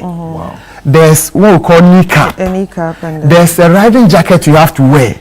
There's a proper helmet and the riding gloves, so that in case of any eventuality, you will be safe to some degree. Now, when it comes to motorbike, you have to get some skill to carry somebody behind you.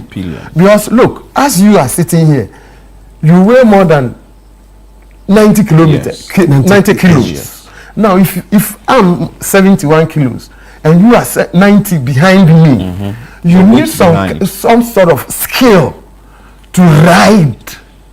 If we don't train the people well, Master, we'll be in trouble. So I pray that this thing, I agree, because some of us, when we were young, we did a lot of things to take care of ourselves. So if a 21-year-old person is unemployed, trying to take care of themselves, it's a problem. So if we are trying to give them employment, I'm for it. However, the training has to be good. For me, my problem is not even the rider. My problem is the ignorant passenger who is going to be maimed or killed. Mr. Danso, thank you so much for your time. Let's come to you, Chief Superintendent. Let's end quickly with this. What is the plan for MTTD for Christmas? All right, thank you very much. I think in times like this, I hope you ask me this question.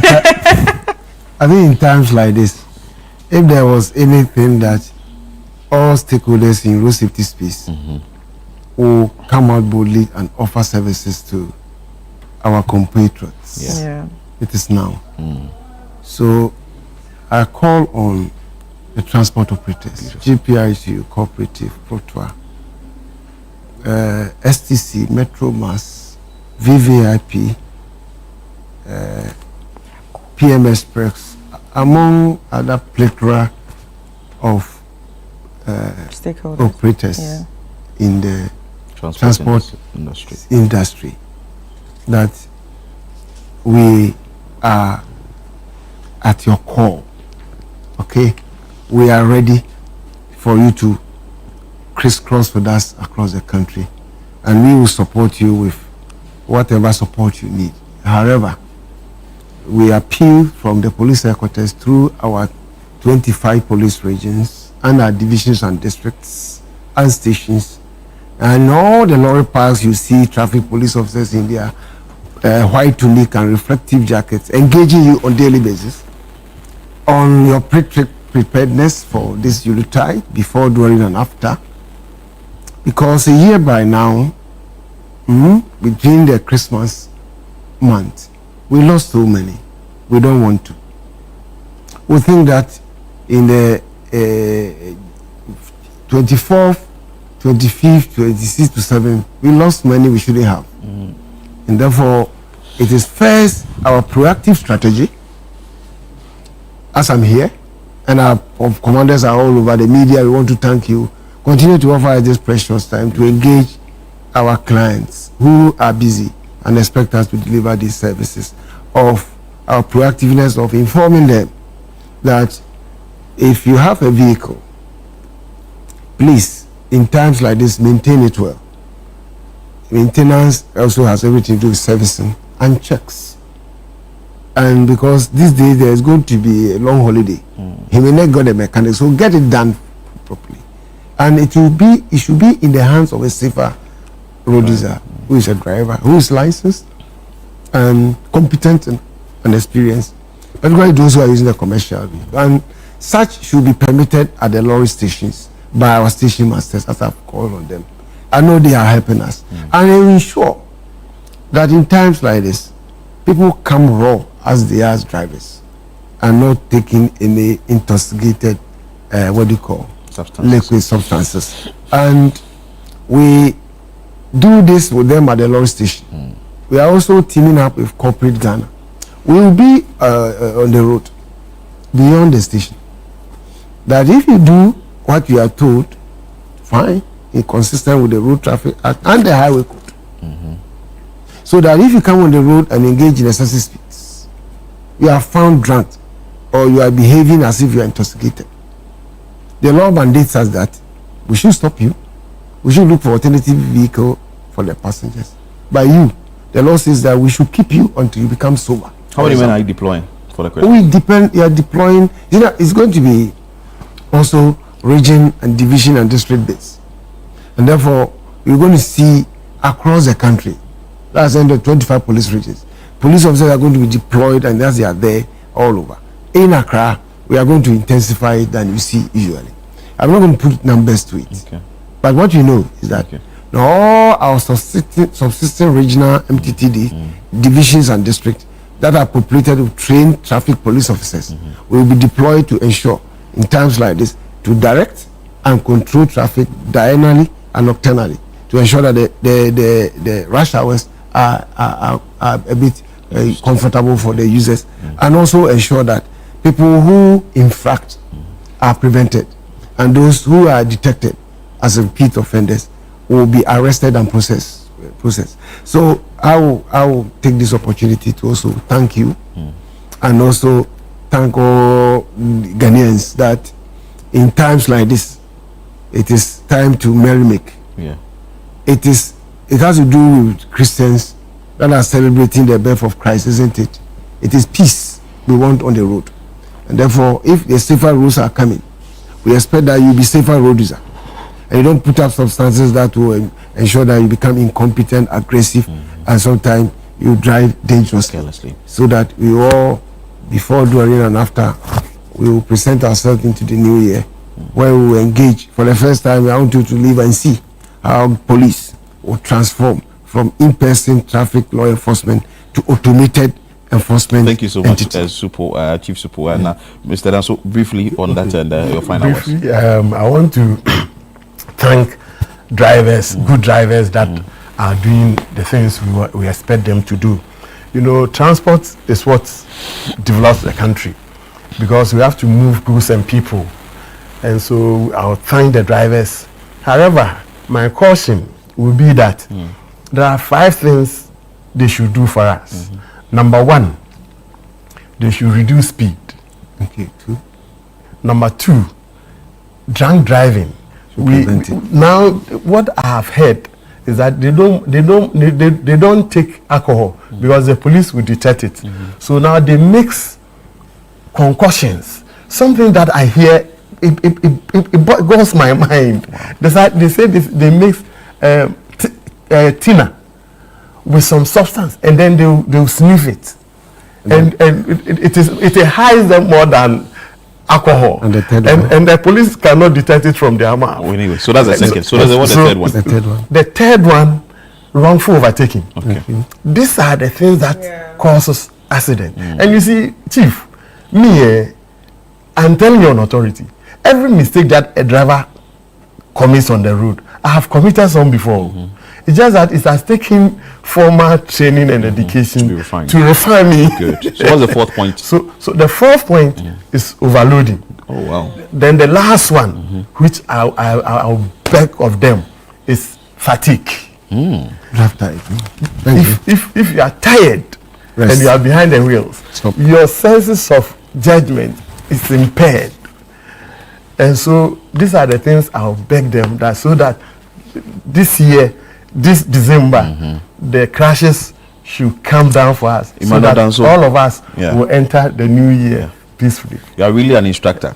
Thank you so much for your time. Emmanuel Danso is the chairman of the Ghana National Association of Driving Schools. We also thank Charles Danso, who is the chairman of Ghana Committed Drivers Association, also joined us. A very big thank you to the Chief Superintendent Alexander Kweku, being Director of Education, Research and Training, Police, MTT. We are grateful for your time.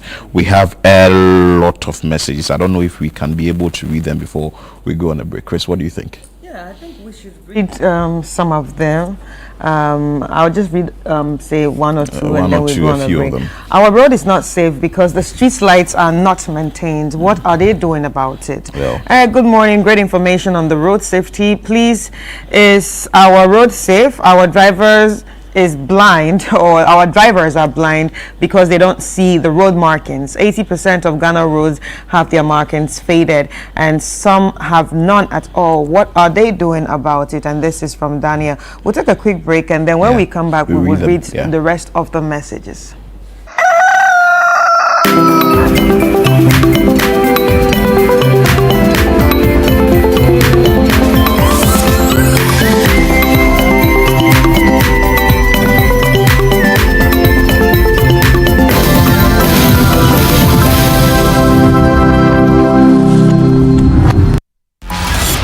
Love the Premier League?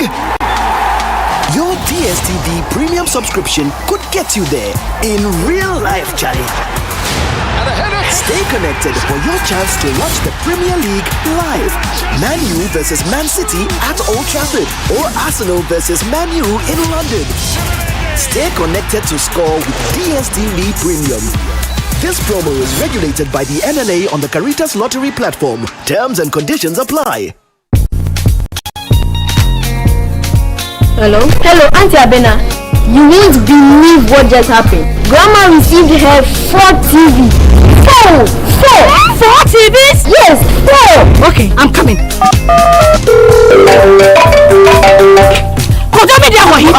not able to. It's like a scammer now. You are using it to spread grandma like that. Spread grandma? 4 TVs, 2 fridges, microwave, Abba. Why? Do you want to open an electrical shop for her? Hey, no. It's a regular 100 cities I send her. I'm sure it's Uncle Atu. Let's call him. Atu? Why? Why are you spreading a grandma with appliances? Me? Spread who? When? How? Please, it could be Amma. Let's call her. Let me call her. Hello? Oh, no, why? What are you saying? Appliances for grandma. Why? Hey, it's not real. Critical. Let's call grandma. Let's call grandma. Hello? Hey, Grandma! So who is buying all those stuff for you? Call me Granny Cash. Grandma know the go for the luckiest. If they do me 5 hours here, when I buy ticket 100 cedis, I pay them small or big. I automatically get my free gift. Yes, so with the luckiest, anytime you buy tickets up to 100 cedis, whether small or at once, you are guaranteed to win a free gift. TV sets, fridges, hampers, airtime, cash. Remember to dial *712#, choose option 4 and follow the prompt. With the luckiest, everybody wins. Even Granny Cash.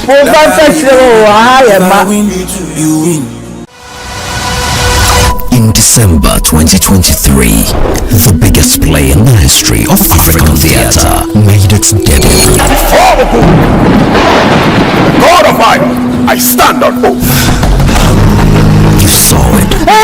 We sent you all the way to Ilefe to bring us greetings from Ifa. By popular demand and in honor of Maoli Sandoval, Image Bureau, in partnership with April Communications and the National Theatre, presents The Gods Are Not to Blame this December 17th, 7 p.m., 18th, 7 p.m., and 19th, 5 p.m. and 8 p.m. at the National Theatre. Visit www.imagebureaugh.com or dial *714*46# for your tickets. Single 250 cedis, double 400 cedis. Supported by New Plant Car Rentals, Ghana Tourism Authority, Balakwa. Sponsors Stanbic Bank, our media partners, and proudly brought to you by MTN.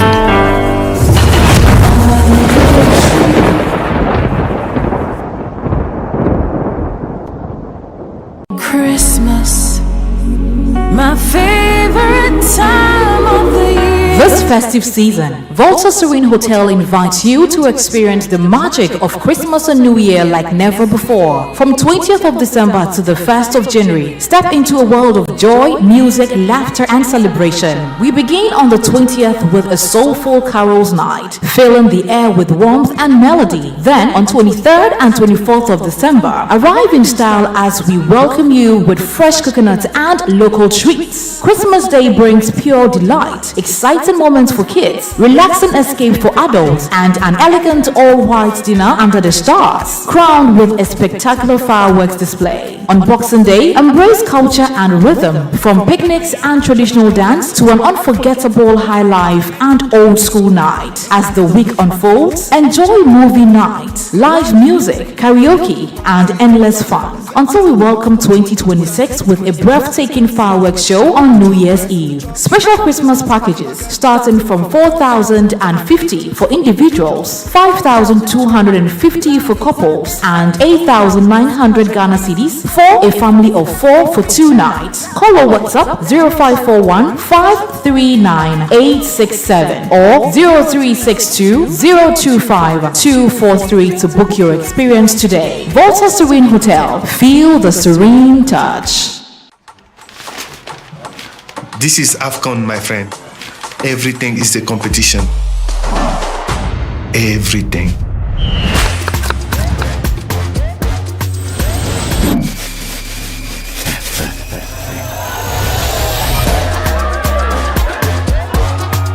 Join our family for AFCON Morocco 2025 from 21 December to 18 January. Available on DSTV and GoTV.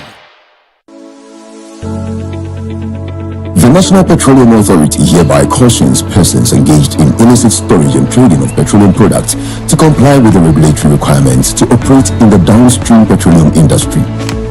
The NPA Act clearly stipulates that no individual shall engage in any commercial activity related to the importation, exportation, re-exportation, shipment, transportation, processing, refining, storage, distribution, marketing, or sale of petroleum products in the downstream industry without first obtaining a license from the NPA board. Failure to secure the necessary license and properly regularize operations will result in confiscation of petroleum products, prosecution under the law, and decommissioning of facility. For more information, contact the National Petroleum Authority on 0302 550 380. You can also visit our head office located at Jolu, off the N1 highway, or any of our regional offices.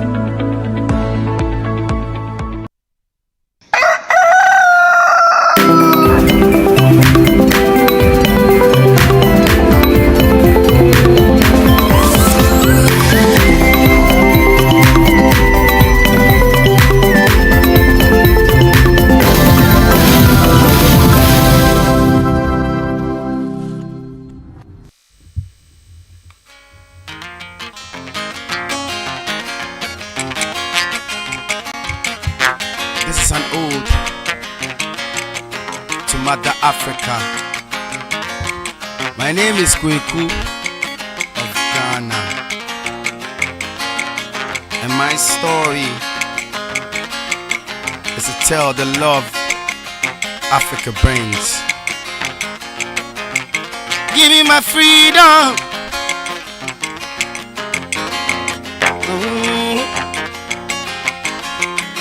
We never go follow the people, they follow the money be trouble. We never go follow the people, they follow the money, yeah.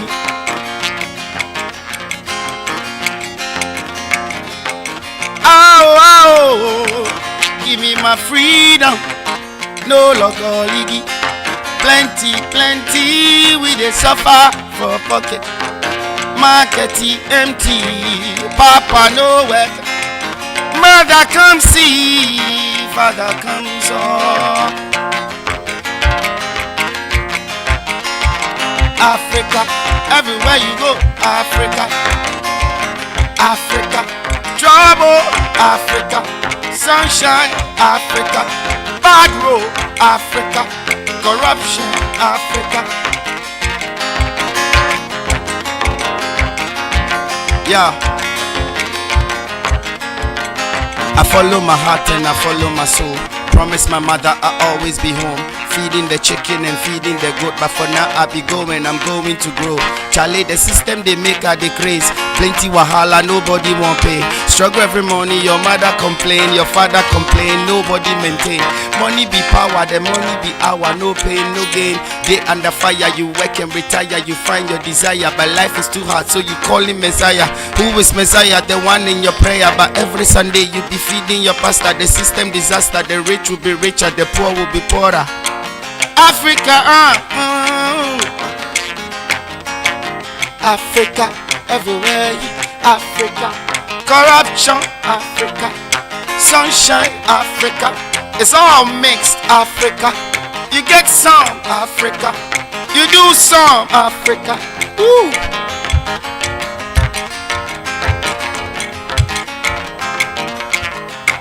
Yeah. My mom says, Mama say, hey boy, you got to be brave. The world is your oyster, get used to the taste. Live on the wrong side, your life will be waste. A good name is better than money will chase. Doctor to teacher to cleaner to nurse. We feel for your hustle, to trouser and skirt. So you mingle with stress. Ego be, Yahweh go bless. The radio is talking, my problems are plenty. The sunshine is burning, financially crazy. President chilling, my people are scraping. Corruption is legal, the leaders are taking. Money the problem, money the answer. Money the tablet, money the cancer. Money the food, money the hunger. Money the peace, money the danger. Africa, Africa, give me my freedom. Oh, yeah.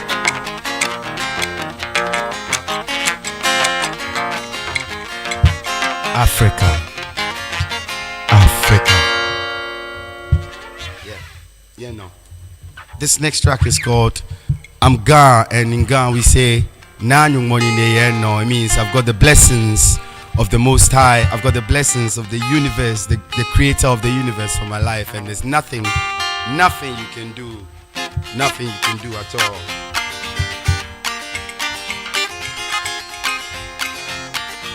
Yeah. Onyo femi no gonna. Onyo femi no gonna na. Nanyung money ne yenno. Nanyung money ne yenno. Nanyung money ne yenno. Onyo femi no gonna jenno. Nanyung money ne yenno. Nani money no. Nani money no. Yeah, though I walk through the valleys of the shadows of death, I fear no evil. Yeah, though I walk through the valleys of shadows of death. Yeah.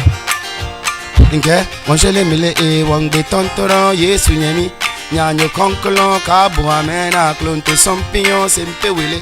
One che one some wash a baby they sleep for coffin. Asana pito amity your coffee. A fame oga bring your bluffing with the true aluminium. Hide your trophy. All things saka now manya. No bala with the sweat for the kwacha. Akwaba, welcome to Maragana. Welcome to this land, come. I don't do fear, man, I don't do shocking. Never say die till the bones are rotting. Never say die till the phones are blocking. Yeah.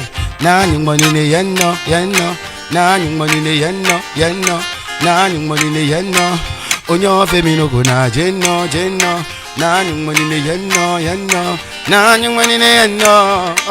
Yeah. Alright. Yo, if you no do, Oga make you know yo. If you can't carry pressure for your mind up.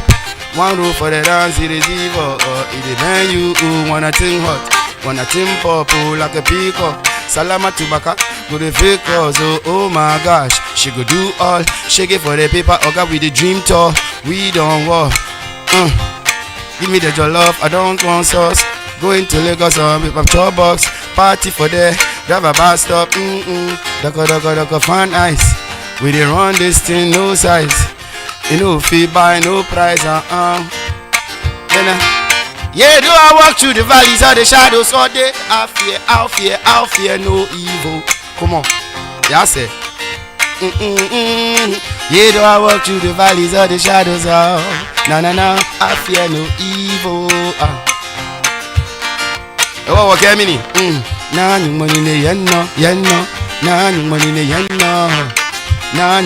yenno. Onyo femi no go na jenno. Nani money ne yenno. Nani money ne yenno. Onyo femi no go na.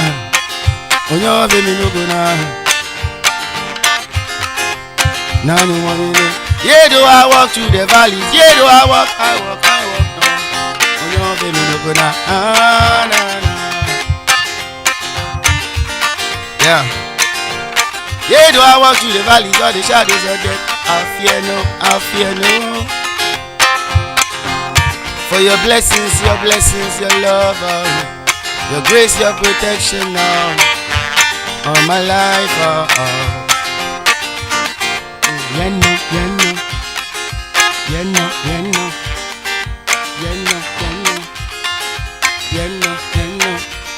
Now you money yenno.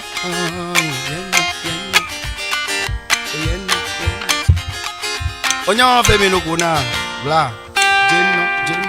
Yeah. I'm going to do my last one. Yeah. Should we do the last one? Yeah. This one is called What Can Come Will Come. Whatever you do and you plan, things will happen. So it's a very short one, and you can check me out. My name is Kweku of Ghana. We are just only human, and we are bound to make mistakes. So don't flex yourself and kill yourself too hard when life takes you down and those things. What can come. We're just only human. What can come. We just only human. Yo, mama say show them your dancing feet. They gon' know your spirit when you're grounding deep. Finding me with the wildest beat, like magic in your knees when you bump and leap. Shout my name when it all goes down. Shout my name when you fall to the ground. Blood and fire will live beyond doubts. We live in these clouds, our ups and our downs. But sword no the cut teeth water. Charlie we no lose. It don't matter. Head in the sky so high, skywalker. Protect my energy, love my neighbor. I don't chase money, all I want is good time. Good memories, celebrating lost lives. When times get hard, I lit up your mind, but the stars do fall from these blue skies. What can come? I'm only human. We just only human. What can come? What can come? Mr. Can come. We just only human. What can come? It go happen, oh. What can come? It go happen, oh. We just only human. I go wrong you, I go wrong you. I'm just only human. Yo, listen, bring the power divider by 2. One for the parties, you know you go run to. They go day. We wear the same shoes, that's life. No say we live and we move. Many rivers we cross one time, but we still day here with the says sunshine. Suit and tie like Mr. Nice Guy. They go scatter you dirty, but we get the most high. I know grow, but I know be small child. Man, I see far away, man, I walk you 4 miles. Watching all night, gazing all eyes. Living my life, man, I'm living my life. Team no sport, we all they want some. Hustle, don't sleep, wake up and go town. Money don't work, pocket it don't frown. So we don't stop now, follow the last pound, yeah. You no go chair, we no go be here. I feel say no bunch bro, yeah. Now you di no benze. Don't do like mempe. Don't do like mempe. So mama, why you go figure say minye. Do your thing, no compare. Yeah, kwani ya ko yenche. I say, what can come? I'm only human, oh Charlie, I go wrong you. I'm just only human. What can come? What can come? I'm only human, I'm just only human. I feel it good, oh, I feel it good, oh. I feel it nice, oh, I feel it nice, oh. I feel it benze. Thank you so much, everybody. Mr. Yogi, what can come will come. We are only human. We are only human. What can come? Hey, I'm just only human. I'm just only human. What can come? Yeah. I'm just only human. Yeah. What can come?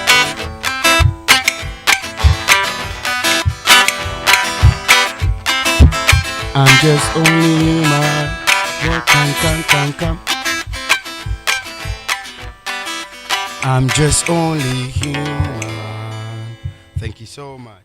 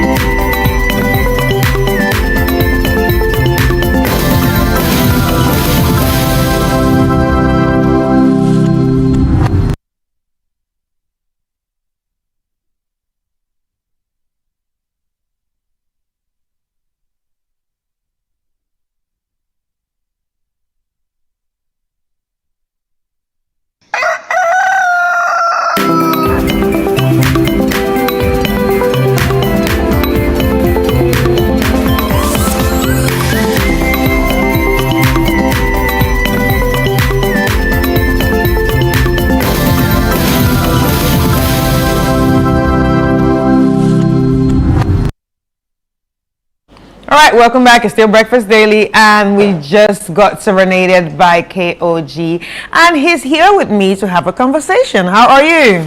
I'm great. How are you doing yourself? I'm fine, thank you. I love your style of music. I feel like it's a mix of everything. Yeah. And it has this Rasta feel in it. Okay, I wouldn't call it Rasta. I'll call it conscious sort of like music. Yeah. But how would you describe it? Because I'm trying hard to describe it, but I think I'll just stick to conscious.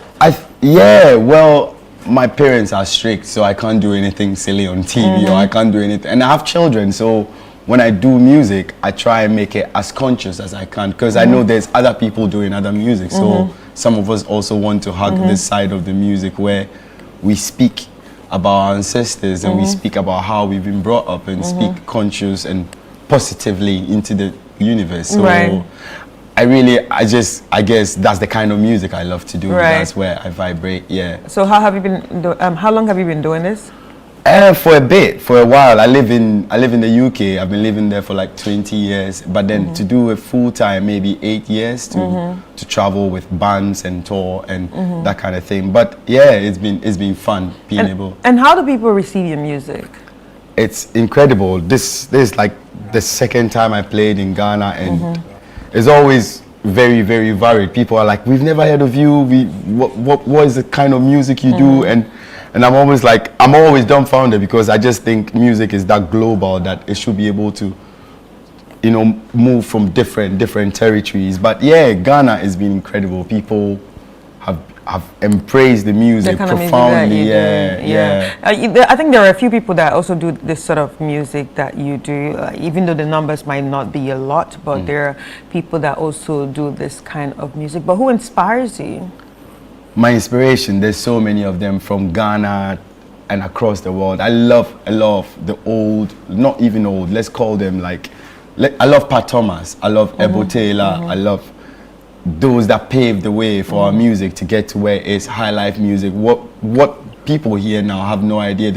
Some people had to crawl for them to walk now. So I always give reverence to them, those that started, Akablé, like the people that started putting this music down for us to be able to thrive outside, and nobody even knows us in Ghana, and be able to thrive outside and live on this music. And yeah, so they inspire me. And then my children as well, the new music, the new age of consciousness with everything happening now, it also inspires me. So I mix the old and the new. It's always, I'm trapped between the future and the past always. Right. Yeah. Are your kids Gen Zs? My kids are so young. I've got 4 little boys. One is 14 and 11 and 10 and 8. So Gen Alphas. Alphas, yeah. Yes. So Alphas can really challenge you. Yeah, exactly. And so what do they ask you? What kind of questions do they ask you, like when they don't understand what you're saying? I make the music as simple as it can. Like I played it, I make it as simple and really easy to assimilate, so that, because I want the little child in the community to the oldest to be able to understand what I'm saying. So I have to, as an artist, as a creative, that's a challenge to you as well when you're writing your music, that you want to make it so accessible to everybody. So I try and go to the lowest where people will understand. So it's like from basics, Yeah, so what about your parents? I mean, you just said that, your mom, your parents watch you, and your kids watch you. 100%. So you have to be very careful. So 100%. It seems like you still have a bit of that fear, like me. 100%. I'm old, but I think I still have a bit of that fear when I think about my parents. Exactly, it's very African. What do they think about your music? Yeah, for a while, it was a bit challenging for them, because their only child who's been to uni, masters, all these things, and then surrendering all that to do music. And it was a bit, as a parent. Did you study music? No, I didn't. That's the funny thing. I did psychology in Legon, and then I went to do international law. So it's got nothing to do with anything to do with music at all. So international law. So it has nothing. Would you go back practicing one day? No, never. I'm not saying never. No, sorry.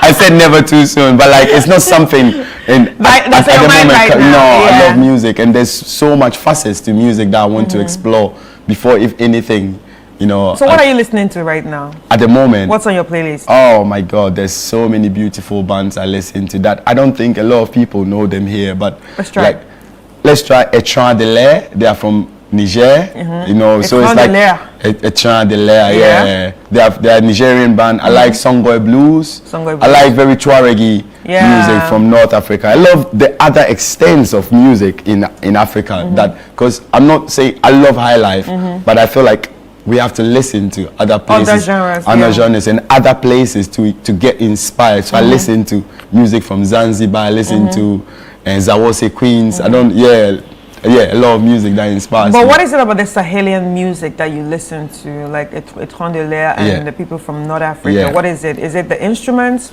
It's everything. I think the calm, it's hypnotic music. It's trancey, and I don't think it's either with the xylophones or the flutes, or even with some Tuareg guitar. But the thing about that music is, because it's so trancey, there's a meditative side of that music.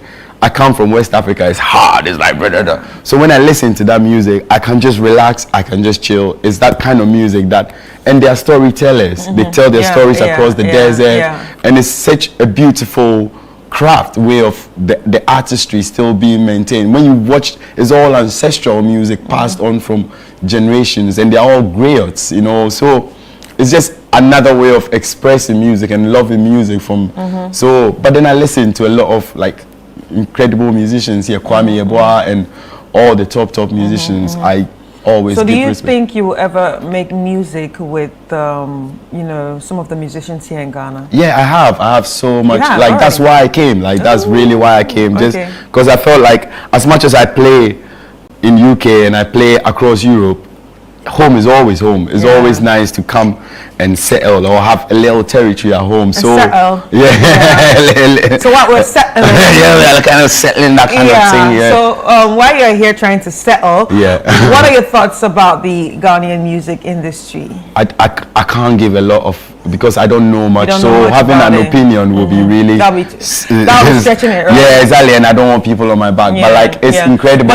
But if you had to say jump on a track with someone right now, who would that be? Oh, I've got loads. Like since I came, like so Rocky Dauni is like big man is my like, so Episode is my brother. So when he comes to UK, we go on tours together most of the time. Episode. There's Lamisi. I champion a lot of black women. Like, and I feel like as much as it's hard for men, women in the industry is even harder. It's if we got to jump a yard, they've got to jump like 100 yards, you know. So I push a lot of Wiala, like I push a lot of these women who are like trying and are always pushing to do alternative music, so that because there's a lot of Afro pop, which is like everywhere. That's the sonic signature of Ghana. In everywhere you pass, go in a taxi.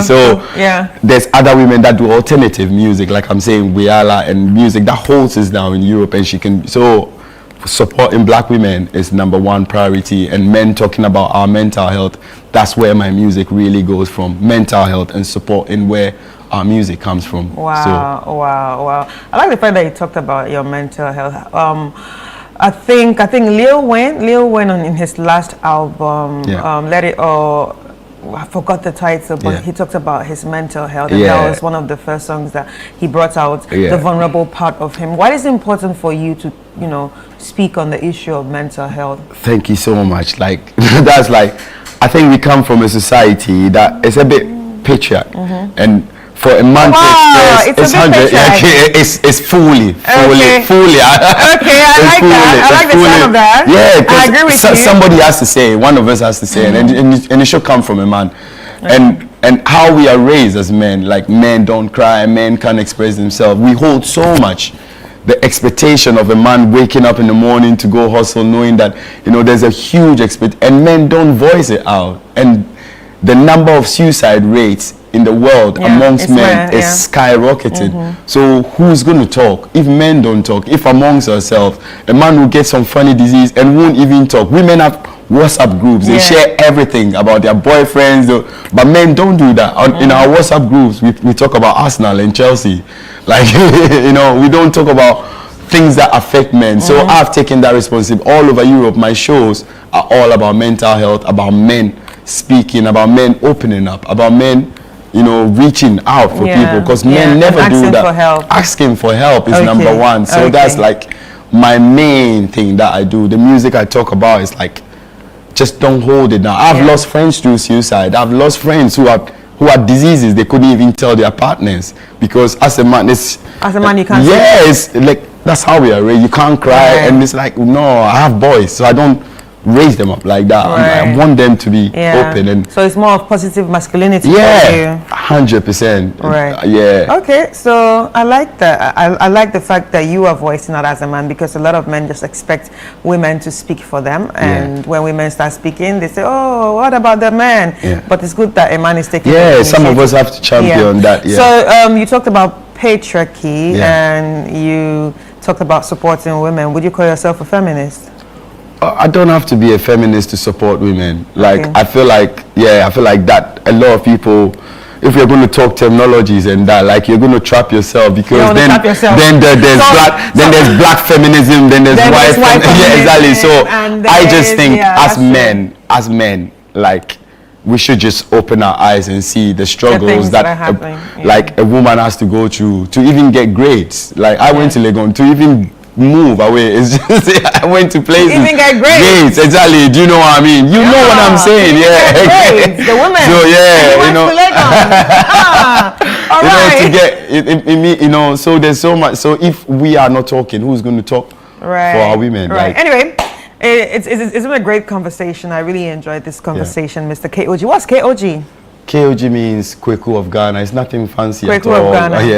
Kweku. Yeah, I'm a Wednesday born. I'm a Nakia. Oh, wow. Sis, that's it. Boom. Bro. And we have another Kweku behind the camera. He's smiling too. Yeah, Wednesday born. Wednesday born. We're cool like that. Yeah. But then again, where can people find your music? I'm on Instagram. I'm on all the social media platforms. What about streaming platforms? Yeah, I'm on Spotify. I'm on I'm not on Audiomack because but I'm on Audiomack is everybody. And then I want to give shout outs to the people that brought me here, Heavenly Sweetness, my friend Yogi who played the guitar with me, Rocky episode, and all my friends, Lami, and for the work they're doing in Ghana. And pushing alternative music. Right. Pushing us to the world. All right, thank you so much, guys. That was KOG Music. If you love what you heard, I really loved it. I feel like it's conscious music. Head over to Spotify, and are you on Apple Music? Yeah, I'm on all those things. Spotify, Apple Music, YouTube, and go out there and support him. Remember, when you stream their music, you actually put money in their pocket. Sometimes it's not that much when you look at it, but this is how you can support the artist in your own little way. Follow him on Instagram too, and then let us keep cheering. At the end of the day, he is Ghanaian, and we need to support our own. Let's take a quick break, and when we come back, we will be back with more. Thank you. Thank you.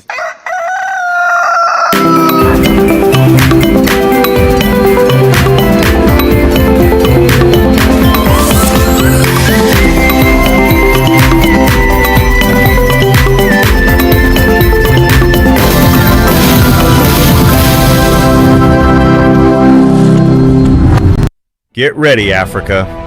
The African Summit 2025. This summit is where dialogue meets action. Join us on Tuesday 16th to Wednesday 17th December 2025 at the Kempinski Hotel, Gold Coast City, Accra. Theme: Building a New United Africa. Register today at www.theafricansummit.com. Organized by the African Union Economic, Social, and Cultural Council, ECOSOC, the Ministry of Foreign Affairs of Ghana, and the Center for Strategic African Development, CINSADEV. Don't miss this chance to unite voices, ideas, and solutions for a prosperous, integrated Africa. One Africa, one vision, one future. So I'm guessing this isn't your house? Will I move out when everything I need is in this house? Interesting. Fix your exit, Romeo. You are too sloppy. Daddy's mechanic is coming for the car, unless that's the problem too. I am tired of having to beg my wife to come back home. I'm tired.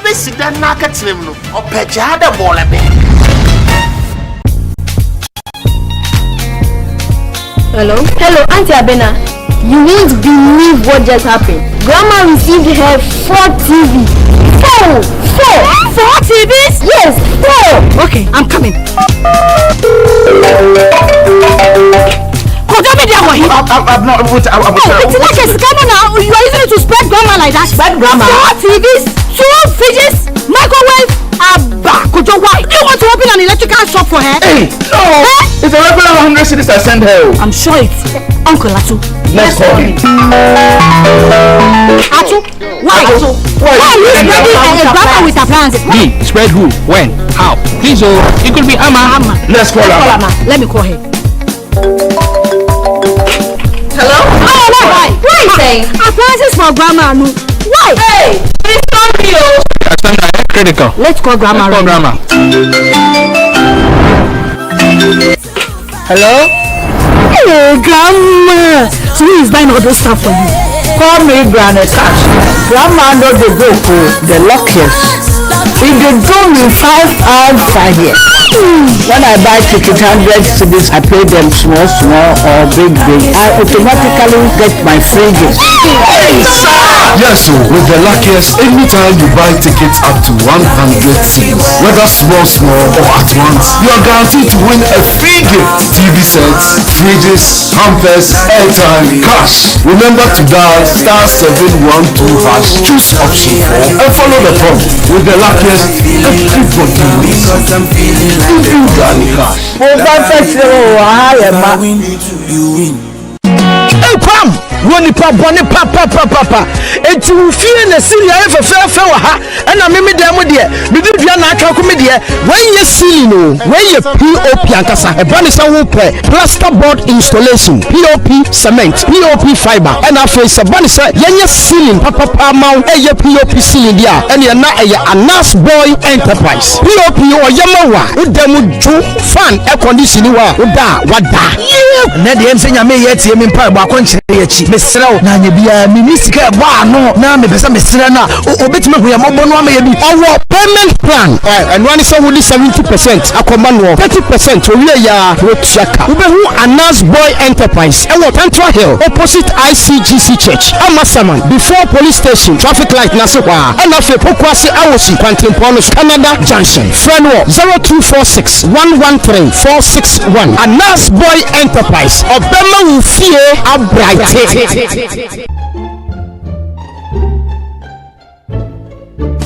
This Christmas, let the road you travel lead you to a place where comfort meets magic. Welcome to Peduasi Valley Resort, where the ultimate Christmas experience awaits. Indulge in a relaxing massage at our luxurious lavender spa or revitalize yourself with a refreshing workout at our fitness center. We promise the most rejuvenating Christmas ever. Savor sumptuous continental and local breakfast options to begin your day right. Our lunch and dinner buffet with the live band music offer the finest Christmas delicacies to make your festive season unforgettable. Don't miss our special Super Soul night and DJ night with friends. Ready for some adventure? Explore our zoo and playground where fun knows no bounds. When it's time to wind down, take advantage of our special room packages available exclusively this festive season. For reservations, call 0540 125 555 or 0540 125 554. Peduasi Valley Resort. Live life.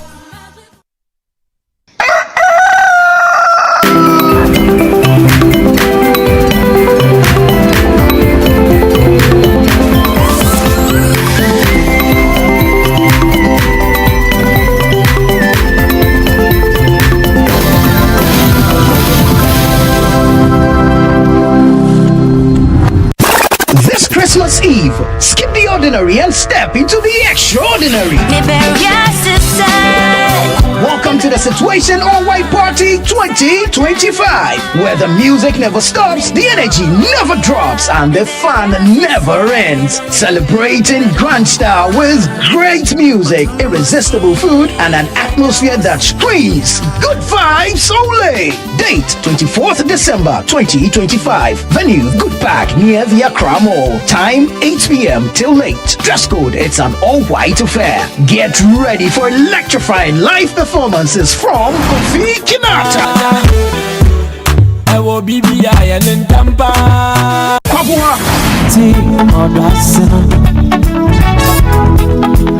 Perez Music,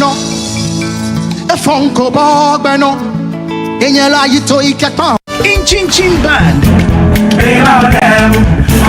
and DJ Mingle.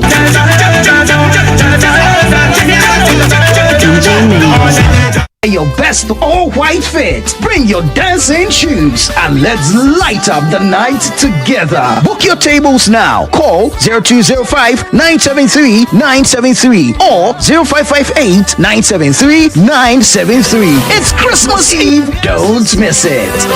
The Situation All-White Party 2025 is powered by Channel 1 TV and 97.3 City FM, and it's proudly sponsored by EcoBank, Bethel Logistics, and Hallmark Cafe, and supported by Oswald Investments Limited.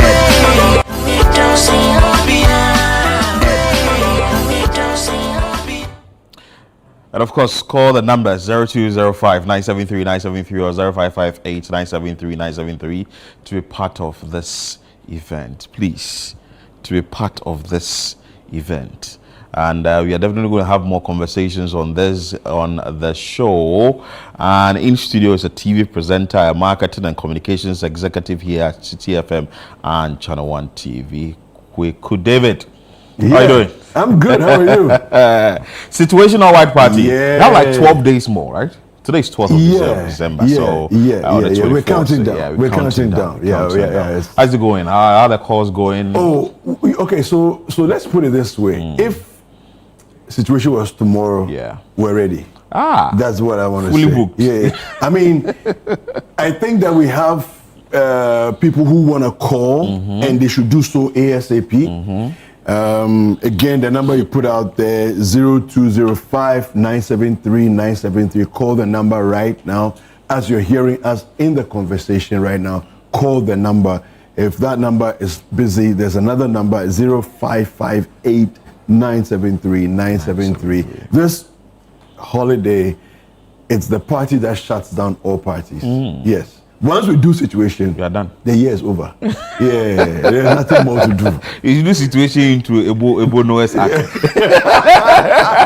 This matter that you have brought to So now we know that the situation or White Outdoor Party is happening at the Good Park. Yes. And maybe you want to take us to the packages that we will be getting for on the ground. Okay. So for those people who still are not sure where the Good Park is, it's adjacent to the Accra Mall. All right. So just get into the Accra Mall space and just ask, where's Good Park? Where's Good Park? Where's Good Park? It's easy. Anybody will direct you where Good Park is. Right. Now, let's start with the platinum package. See, I like to start with the top, you see. And the other day I heard Frema talking, and I thought that was actually one of my experiences. There was a day that I got on the plane, and for some reason, I said, but who are these people? I was looking at them, you know, then I said, Jama business class, Jama first class, they're not a lot, they're few, everybody seems to have some private space, you understand? And then we're going, then we enter and say, economy, we're bringing masses. The press for the masses. So now we are starting from the first class, we'll go to business class, and then we'll go to economy.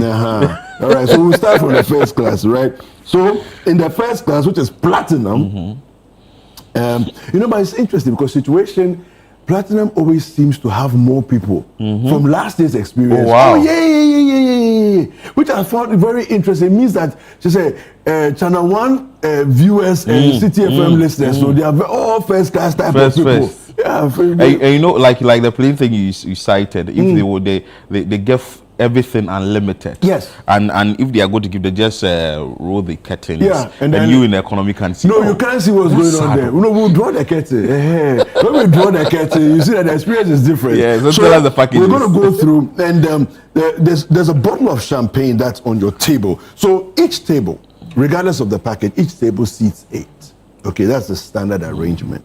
Each table seats 8. And your table, when you're in platinum, your table has a bottle of champagne. Beautiful. Now, it's not Sobolo with gas that has been bottled. Do you understand? That's what we're talking about here. You pop the thing. Yeah. It's like anything that goes in champagne. No. That's what we're talking about. Real champagne. Wow. Yeah, real champagne. So, a bottle of champagne. Now, Champagne is actually a village in France. Oh, really? Yeah, it's a village in France. I don't know. Yeah. And that's where the name comes from. Champagne. Yeah. So when you are just there, you are calling anything champagne. No, it's not like that. It's like Achimota Las Vegas. No. No, there's Las Vegas. There's a proper Las Vegas. Don't deceive us. We don't want any deception. The real thing is still the real thing. So champagne is what we are talking about. Okay? A bottle of whiskey. Oh, beautiful. Now this whiskey is not just any whiskey. This one is the Glenfiddich. 15 years matured. Beautiful. Yeah, 15 years. Those who know, they know. When you are getting class, you know what you're getting. Yeah. Then we have a bottle of red wine. Then we have 2 packs of beer. All right, and this is just the intro. Now, the part that's my favorite part is unlimited glasses of unlimited cocktails. Yes. Emphasis. When they add the unlimited to it, now you know that you have entered into a realm that there's no competition. Unlimited glasses of cocktails, unlimited bottles of water, unlimited portions of grills. Beautiful. Now you see, you won't appreciate unlimited bottles of water until you hit about 11 p.m. And you are thirsty. You've been jamming for a very long time. Jamming for a while, and when you are taking alcohol too, there reaches a point. Alcohol dehydrates. Oh, so you need water. So when you get to that level, around 11:30, you wish you had more water. And then when you are on the unlimited table, it's like, you don't have to think about it. When you call, they bring it. When you call, they bring it. Then we have 16 bottles of soft drinks. Now this part, I like it because mixtures. You can do mixes. So your Glenfiddich, so small Coke. Let's do that thing. Mix a thing there. You've heard of Coke and whiskey. You are doing it on your own. Then we have dinner buffet. Now the dinner buffet is extra special because not all tables have dinner buffet. Yes, not all tables will get a dinner buffet. Just like not all tables will have unlimited. Can I be at the same event? I'll be seeing people having the buffet and all this. Because Phil, when we are going to America, we are all on the same plane, but the experiences are different. It's true though. It's true though. We are on the same plane. And some people in the economy say, but we all arrive at the same time. Of course. But you see, like they say, men fan in here, and can you are light, and maybe when you get to your destination, some people enter lounge and you are somewhere. Money. And even the journey, the way some people have coiled themselves in their bed, in their blankets, enjoying video. The ones that are watching the video is on. They're watching by themselves. Platinum. You are squeezing with 4 other people, and you have managed yourself in the seat.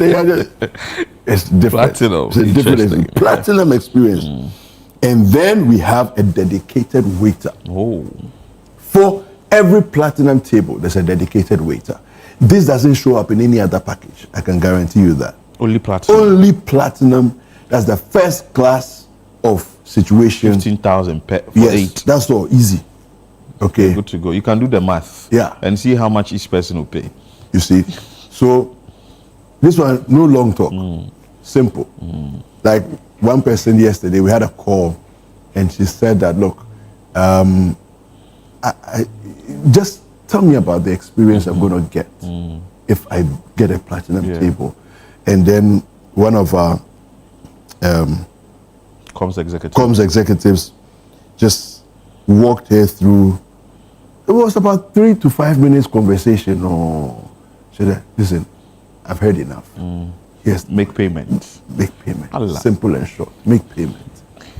That's what we're talking about. We are not just calling, we are calling and making payments. That's it. So that's for the platinum. That's for the platinum. Now let's go to, should we do business or premium economy? Because I think we have first class, so let's go to premium economy.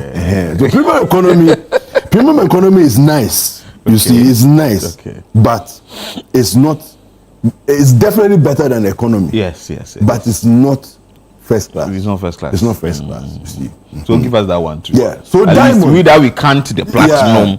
We want to come to the diamond level. So we go to a diamond level. Now on the diamond level, also 8 people are there on the table.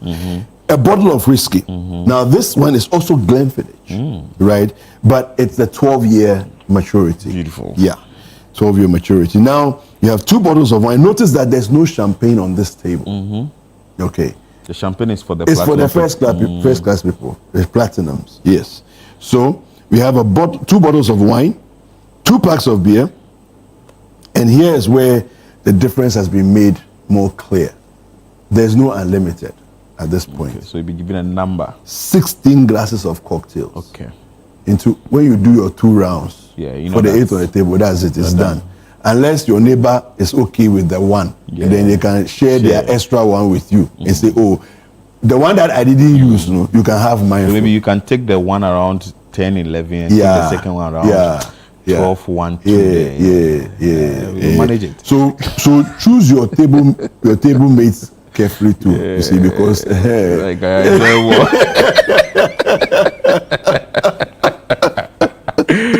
All right, so 16 glasses of cocktails, 16 portions of grills.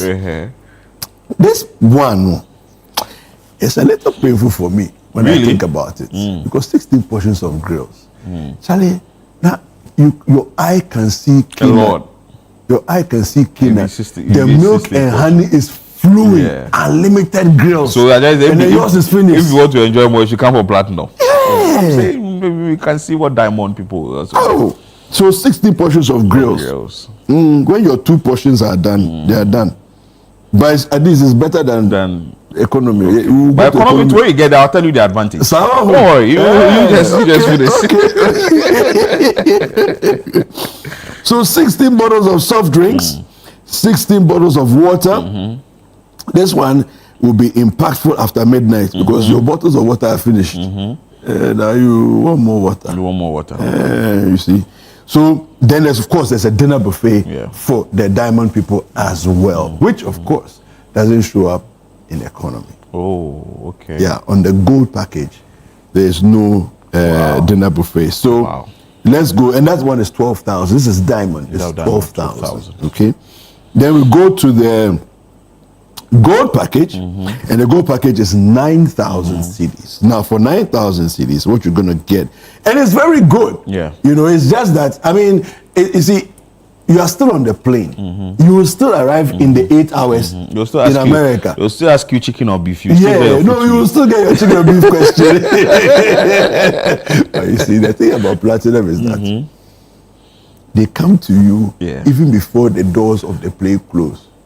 Yes, it's true. It's so true. Even before the doors of the plane close. As soon as you get seated, they give you a wine. And then they'll bring you some wine. Yeah. Then they say, do you want wine or champagne? No. They say, do you want champagne or do you want orange juice? I say, can I have both? I want to mix. It's called a mimosa. Mimosa. Nice one. You can mix it too. See that? So you know there are levels. Anyway, so on the gold package, 8 people are seated. It's going for 9,000.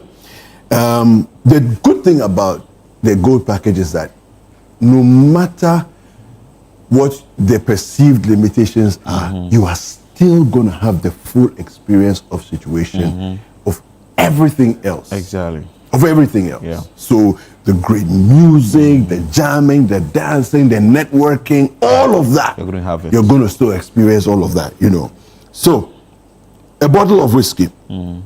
This whiskey is Black Label, okay? Which, interestingly, is a premium among whiskeys. It's just that when Glenfiddich came along, suddenly it's like, you know, it's not, you know, but it's still a premium among, you know, the labels of whiskey.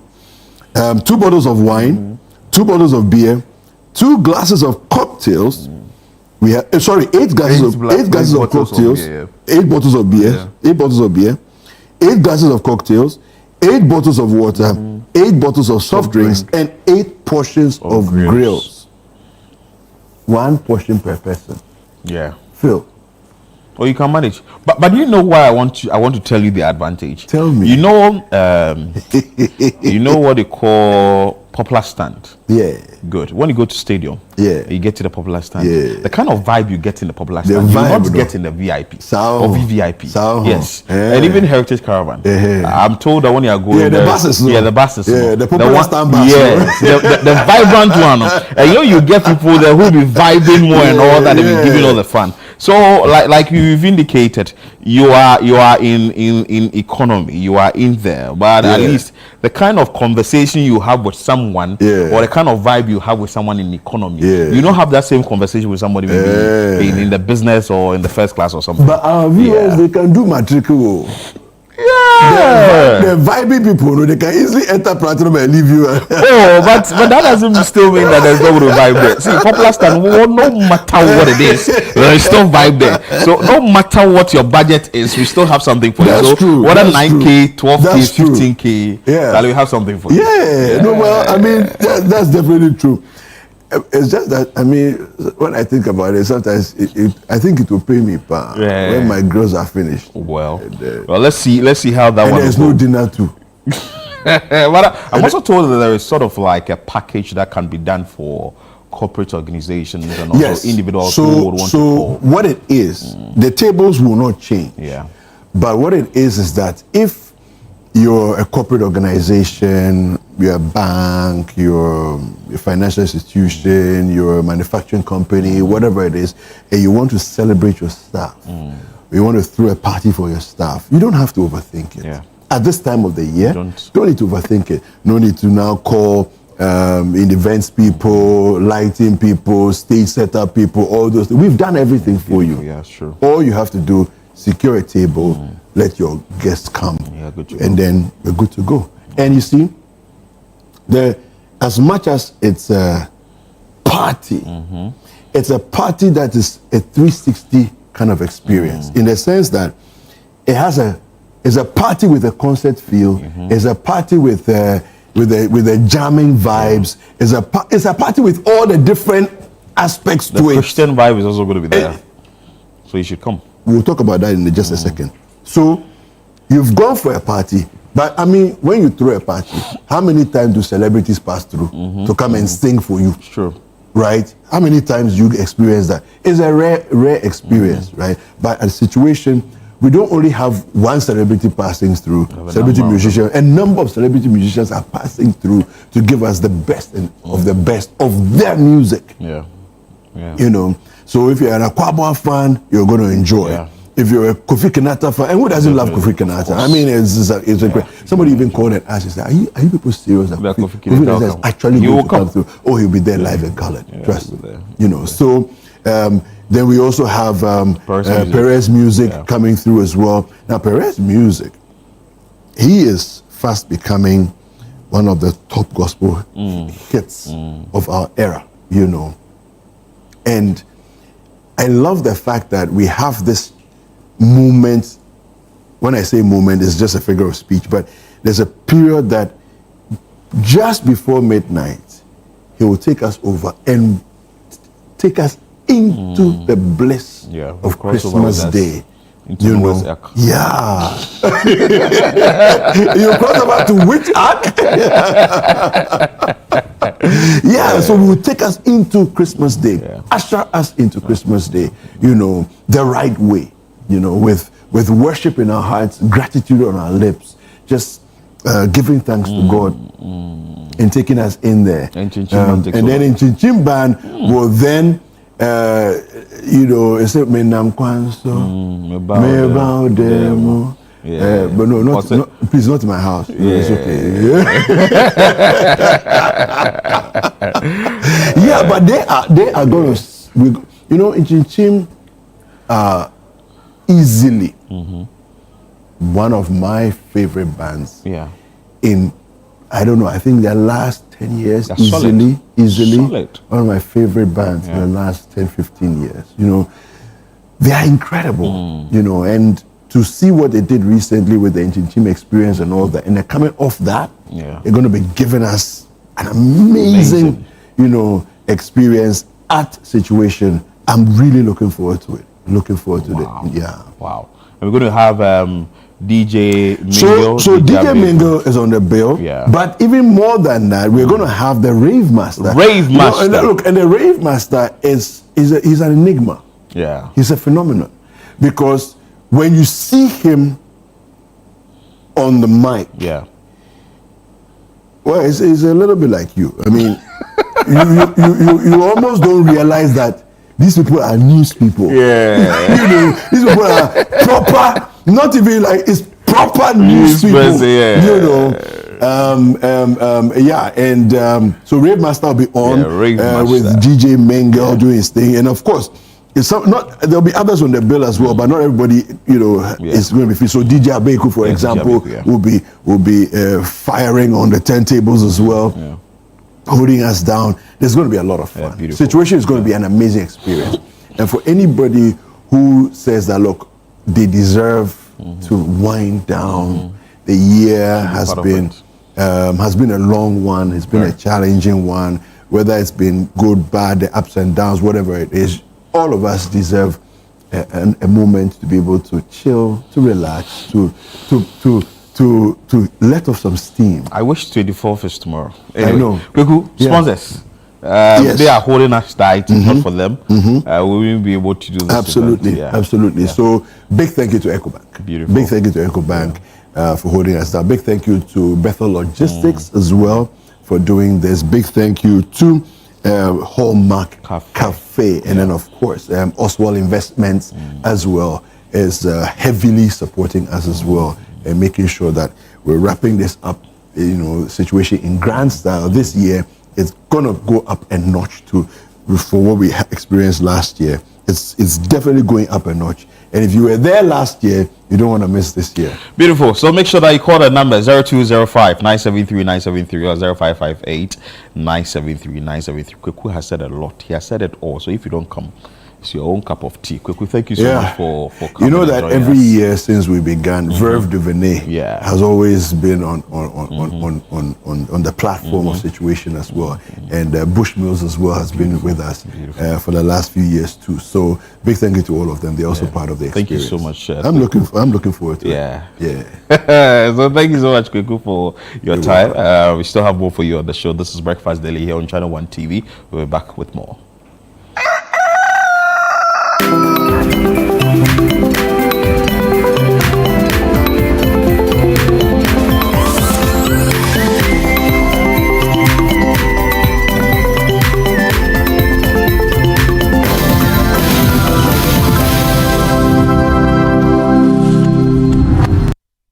Meet James.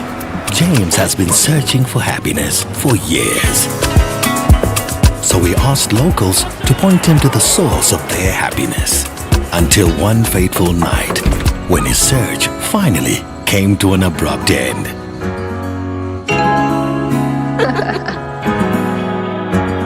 Find your happy place with GoTV. Get GoTV to enjoy a wide range of shows for the whole family. GoTV. Love it. Unbelievable.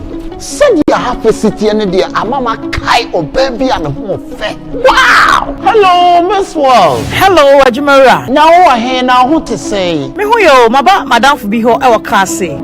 Many ne ye niam adoso. Me nya nan ka me wogana. No so me talk. Me no wiasia na mabe pay electronic shop bi a kire say. Said you have a city no. Na ohunfo nyini ene shawo mani so say.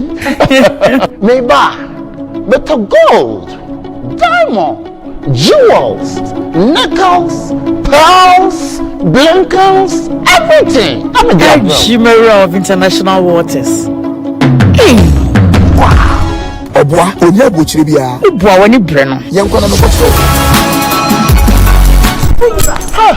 It's a blockchain any. Sister, Electroland Ghana Limited showroom for Crani, Kasi Kumase, Omo when you probably say Samsung, TCL, Media, and a NASCO product. I don't know what you Omo me able to say Kaswa, Asamai, Makasim, Tamale, Sprinters, Coca-Cola. It's me and Kabati said you could do the aswami say bam. Me private jet no crane. You see me and me ba. Let's bygone be bygone. Hey, a new man who person you have pia. We yo yebe. Electroland Ghana, home of electronics and affordable luxury.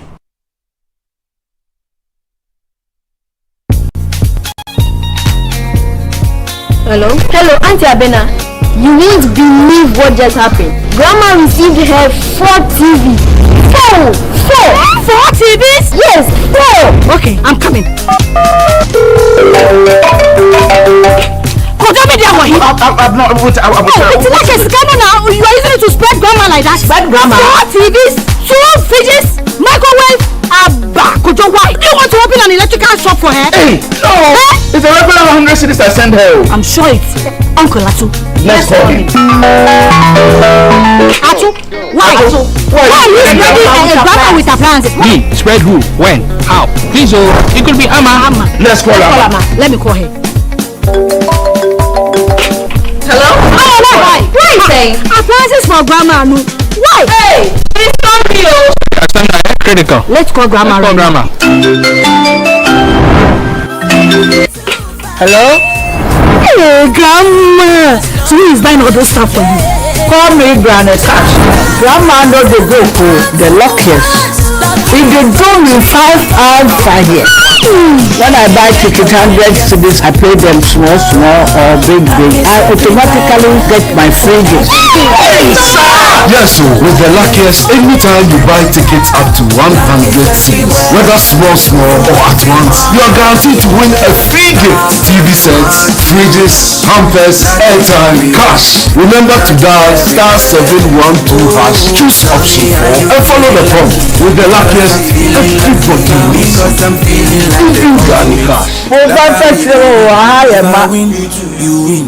She helped her husband rise, but he rose into the arms of her best friend.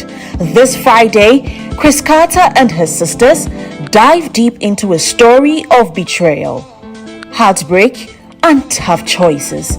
A young mother torn between pain and strength, a marriage shaken after a blessing, and a best friend's unimaginable betrayal. I have a problem. People can accommodate people who cheat sometimes, but there are some kinds of cheating, for me, is so disrespectful. It is dirty.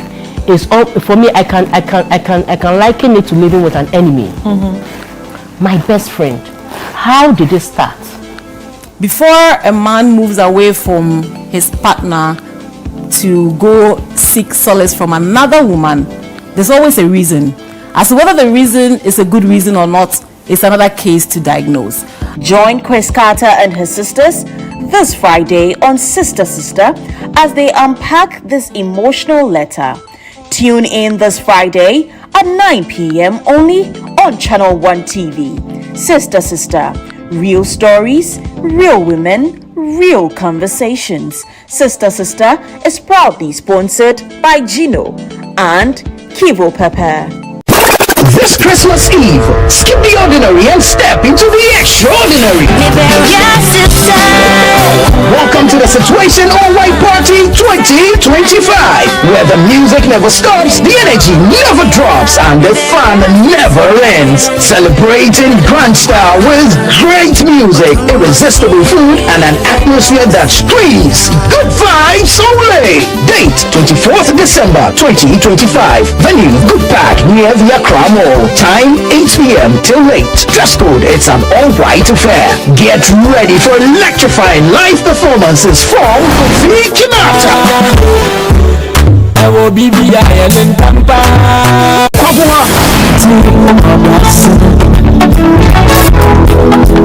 Perez Music, Funko Barbano, Inyala Yito Iketon, Chin Chin Band,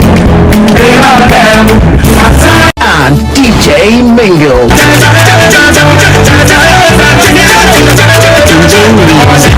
Your best all-white fit. Bring your dancing shoes and let's light up the night together. Book your tables now. Call 0205-973-973 or 0558-973-973. It's Christmas Eve. Don't miss it. The Situation All-White Party 2025 is powered by Channel 1 TV and 97.3 City FM, and it's proudly sponsored by EcoBank, Bethel Logistics, and Hallmark Cafe, and supported by Oswald Investments Limited.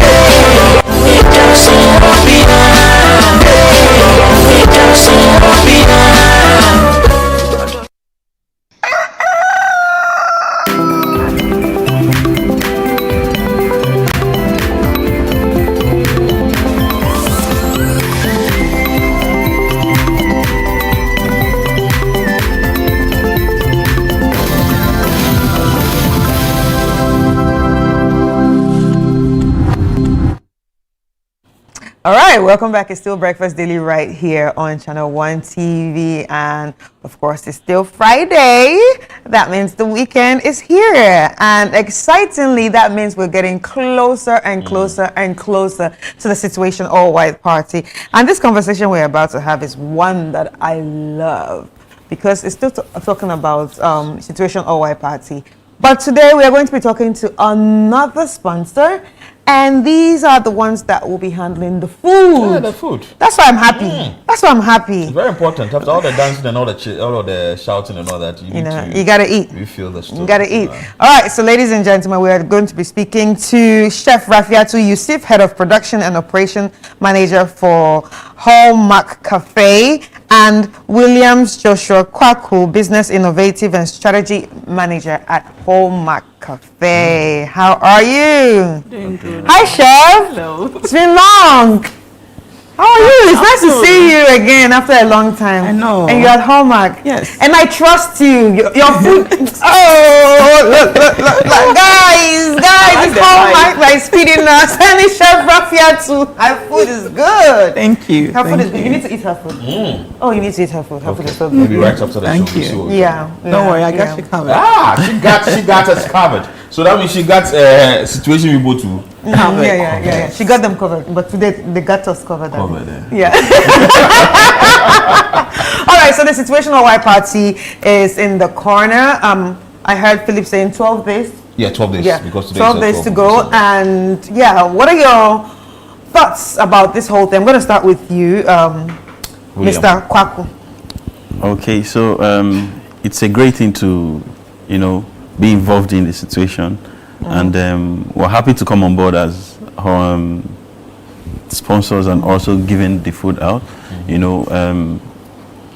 CTFM and Channel One, they are. Our relationship has gone. We are families, and doing this is like sharing the same vision, celebrating culture, creativity, and bringing out the spirits of the season. So it's a good thing for us. Right. And Chef Rafiatu, how are you preparing for us on that day? We've actually started our mise en place, so you have to know that we are marinating for a very long time for you to have that spiciness, yes, and the taste you deserve. I feel like it's going to be a great day because this is actually our first time with the situation, and for me, I'm just in for the experience. Right. And to give away great food as usual. But since you said you've started mise en place and marinating, what are we to expect? What kind of food are we going to be seeing? Most of it, I'm going to keep it as a surprise. Exactly. But then I know there's going to be a lot of grills, so prepare for that. It should be a surprise so that people coming in will know that, okay, we are coming in for a surprise. But this is the first time of being on board, like you indicated. What may have gone into the thought process and saying that, hey, let me be part of the situational white party this time around, organized by CFM and Channel 1 TV? Okay, so I think we did the City Olympics, and it was a really great field for us to also expose ourselves because we are a very young and vibrant restaurant. We are only 4 years. Yes, so I think it also gives us the platform to showcase what we can do, and I think we got a lot of feedback and compliments from that event. So this is another great opportunity to as well demonstrate that. So. Wow. So William, you are just 4 years. How has it been through the 4-year period?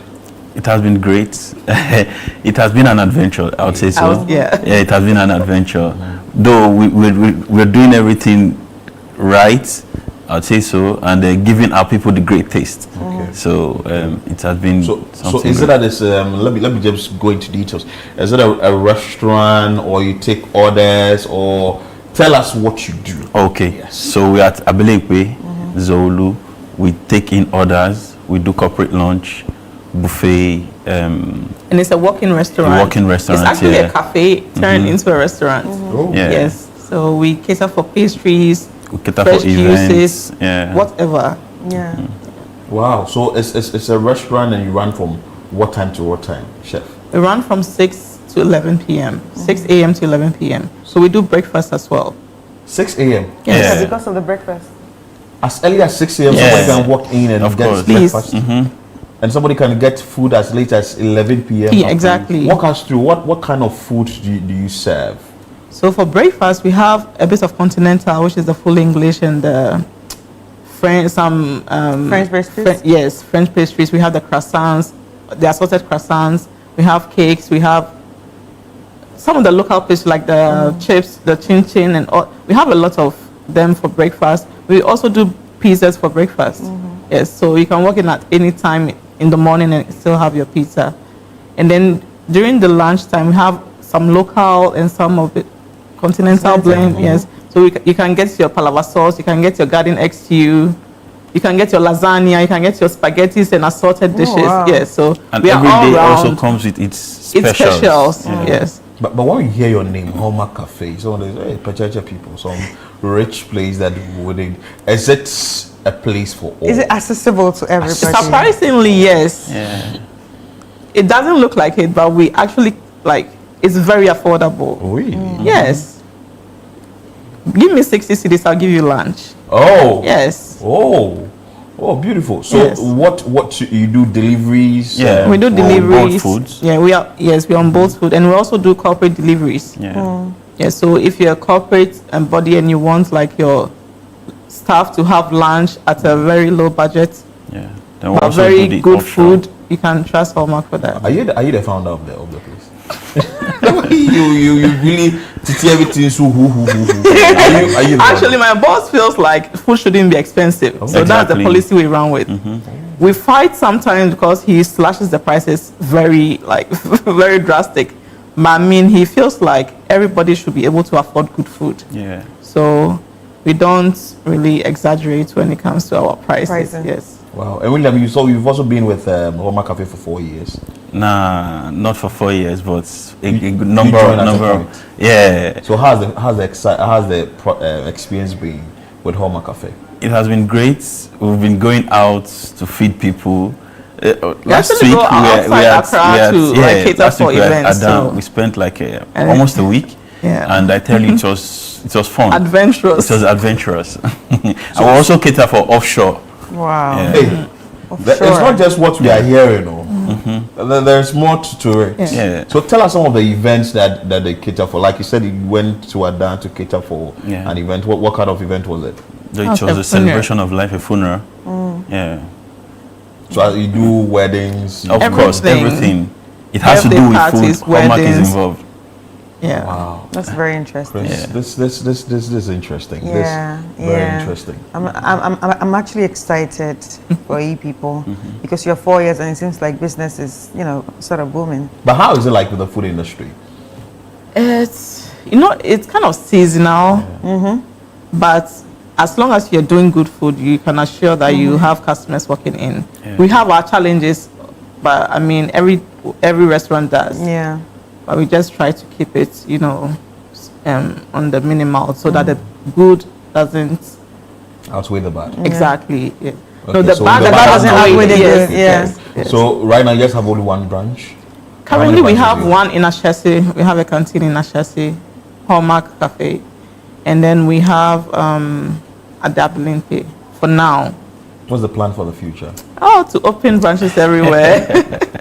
So in Ghana and beyond, inshallah. Wow. Of course, it's going to happen. But when it comes to operating in Ghana, like you indicated, there are some internal challenges.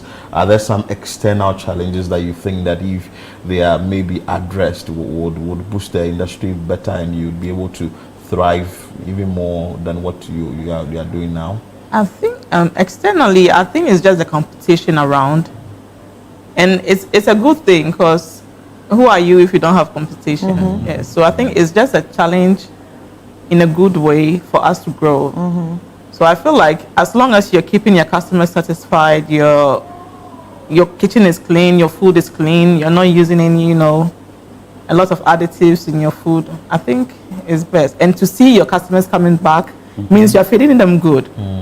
Yes. So and healthy food, you understand? Yeah. So, Yeah. And also to note, we're one of the restaurants in Ghana that make use of technology to... And we are ISO certified. Yeah. So we make use of technology to help support Ease the food the, industry. the human We stress. use the robot, we use the pager. So you don't need to come in and call for a waiter. You click, they come with your order and things like that. Who comes with the order? The robot. The robot We have comes a with the yeah. Please, it's also an excursion ground. You have to go to that place and see how they are going about Wow. this thing. Wow, this is interesting. So if you are supposed to be at an event and give them your services, say the event is today, when do you get there? So for example, with that dam, Yeah, we had to that go one, there yes. like 2 days to build our kitchen. Oh, you guys build a kitchen there? Yes, we set up a kitchen and then get our inventory in and then start our prep. It's not like you cook here and send it there. No. You do everything at the ground. Yes. So it's the same thing we're doing at a Yes. situation. Yes. Yeah, do chop hot food. Very, very, very important. So very, very important. But yeah, you've just told us everything that you are going to be bringing for us to at the Situational White Party. But what are you expecting from the Situational White Party? Basically, more exposure and to make more connections and to like network more. And I believe that's the best place to network. Yes. I'm sure you're going to get a very good experience when you come there. So. But what of the numbers? We know that definitely you'll be having a large number there. Do you sometimes panic when you see a crowd? Is the ration of the food that is the issue, but with the situation, I know it to be controlled. Because when people see food and it's free, you can imagine what's wrong. But we are sure that there'll be security, there'll be a lot of control, measured. Yes, it will be well coordinated, so we are not panicking at all. Definitely, it's always well controlled and well arranged. Don't worry. Okay, interesting. So before you take leave of us, how people can be able to reach you and your location again, your TikTok, or your numbers, or anything we need to know. Account. Let's go and see things for our eyes. And if you order the food, you order right now, right? Okay. We can start with you, Rafia, too. Then we go to. Okay, so we are on all social media handles: Instagram, Facebook, TikTok, everywhere. TikTok, Twitter. Yes, and we are located at the Allied Filling Station, just I think between Achimota, Abilimpe, and Job. Right. The traffic light. Yes, we are just a small restaurant there, but we are doing mighty things. You are doing magic. I'm doing magic. Yeah. So you want to put your contact out, Williams? Yeah, sure. That's 055 787 5909. Can I call that again? Call that again. Okay. 055 787 5909. Wow. Right. Interesting. So please, the people who will be giving is it platinum and also Platinum diamond. and diamond. Yeah. So you are paying. Those are you've the seen ones them. that are going to be eating from the buffet. Yeah. The 15,000 and the 12,000 people.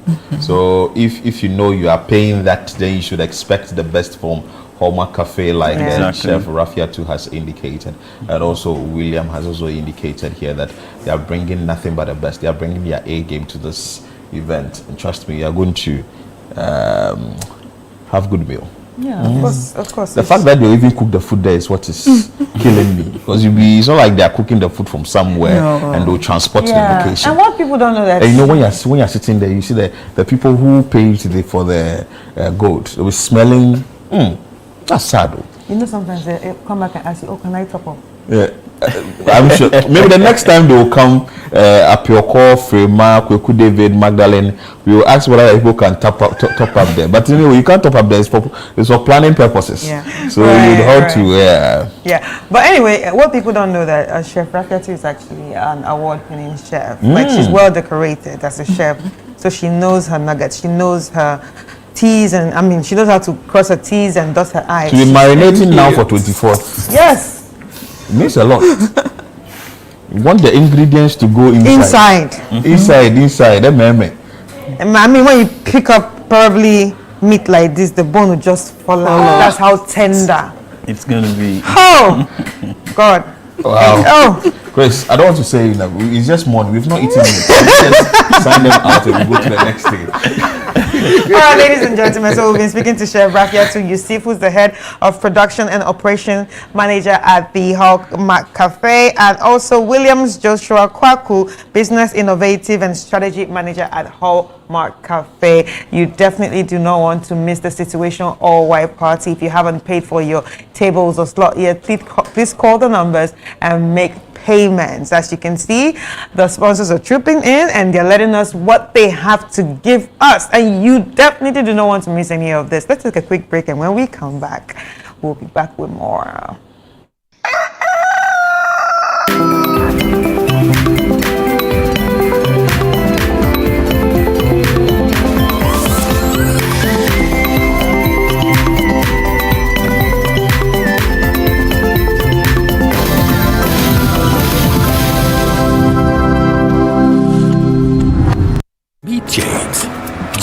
has been searching for happiness for years.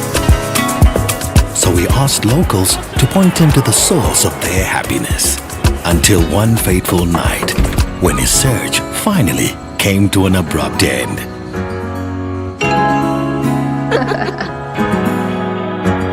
Find your happy place with GoTV. Get GoTV to enjoy a wide range of shows for the whole family. GoTV. Love it. On the Upside Down show this week, join Frema Edunyame as she sits with a man full of talent, known for his electrifying stage performances and captivating voiceovers, Andrew Tando Adote. Went to Presec, Legon, and then Odadi. Yeah. At what point did acting come in? So it was around the same time I had made the decision to do the voice. All out. I was looking around and I saw this veteran actor. He said, "Oh, forget those people. Go to the art center and join the theater group." He was put on the spot, but he didn't disappoint. Let's put on the spot. All right. So you know, City FM is 21 years old. Yes. Do something, with that your voice. As you know, City FM is 21 years old, and we would like you to join us in celebrating all this time that you have spent with us. All the fun, all the excitement, and all the cutting-edge news. And to serenade us, it's DJ Blake. Right now, I'm working in National Service. Where? Matakana Commercial Bank. Commercial Bank. Yeah. Biological science. Yeah. You are DJing, and now you are in a financial institution. Everything's so good. Tune in to the Upside Down show this Sunday at 7 p.m. only on Channel 1 TV. This Christmas Eve, skip the ordinary and step into the extraordinary. Welcome to the Situation All-White Party 2025, where the music never stops, the energy never drops, and the fun never ends. Celebrating grand style with great music, irresistible food, and an atmosphere that screams good vibes only. Date 24th December 2025. Venue Good Park near the Accra Mall. Time 8 p.m. till late. Dress code, it's an all-white affair. Get ready for electrifying live performances from the Kinata.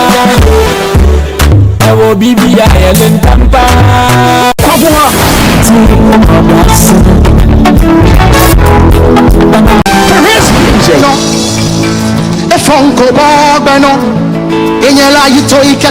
In Chin Chin Band and DJ Mingo.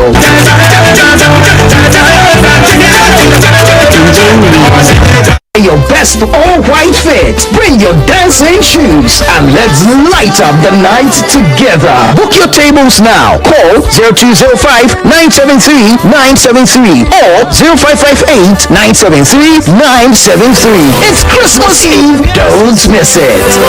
The Situation All-White Party 2025 is powered by Channel 1 TV and 97.3 City FM, and it's proudly sponsored by EcoBank, Bethel Logistics, and Hallmark Cafe, and supported by Oswald Investments Limited.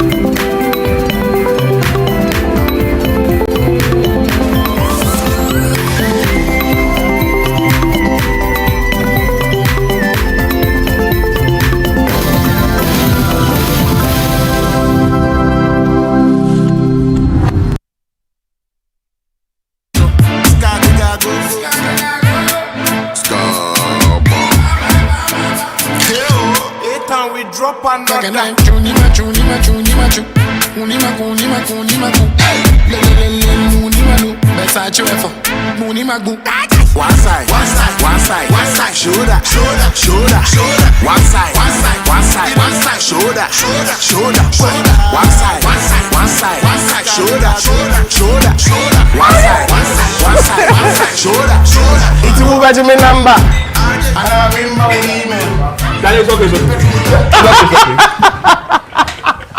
It's okay. Number, make me dance. Proper dancer, no go lie. Oh really? Yeah.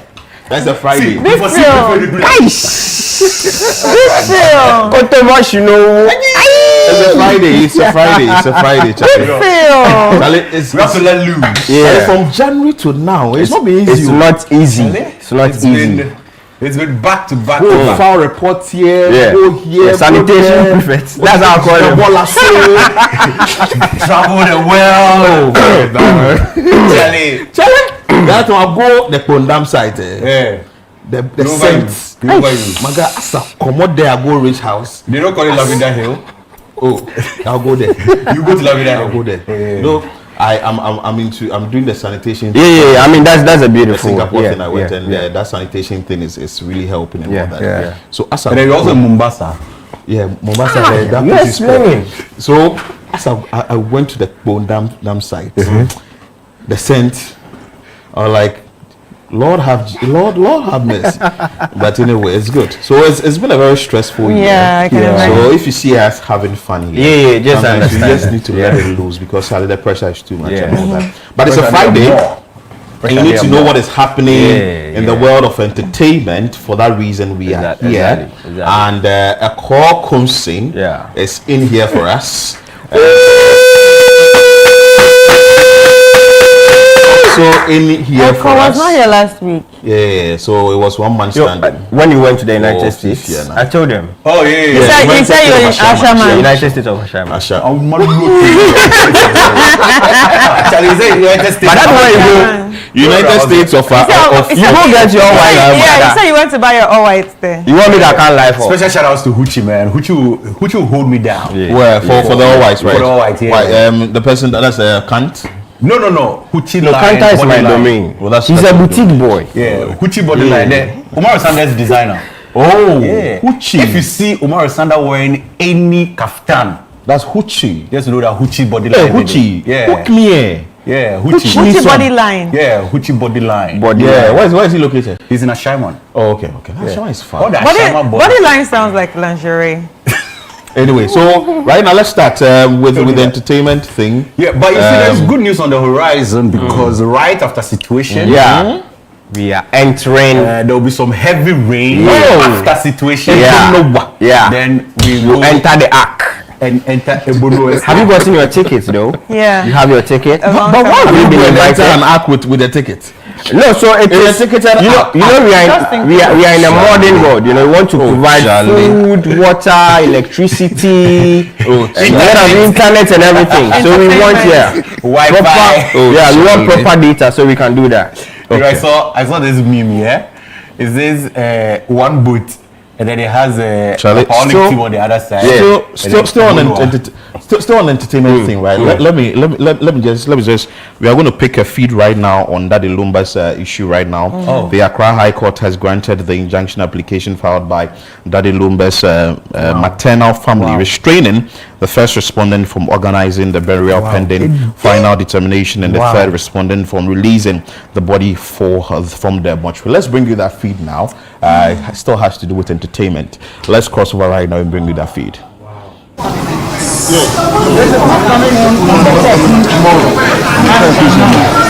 Because the court has seen that what the friend that you have been silent have been silent on using a phone. They are kind of using a phone. I don't know what to do.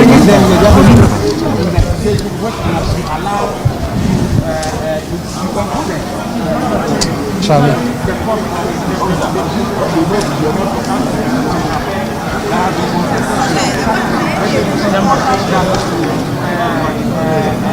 all know of a person.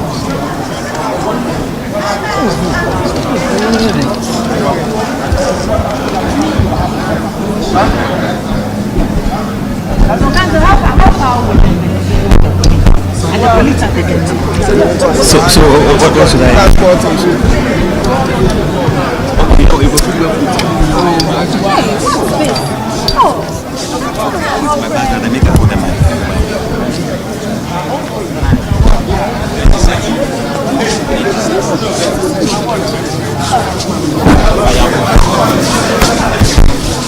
Your name? What's cancel?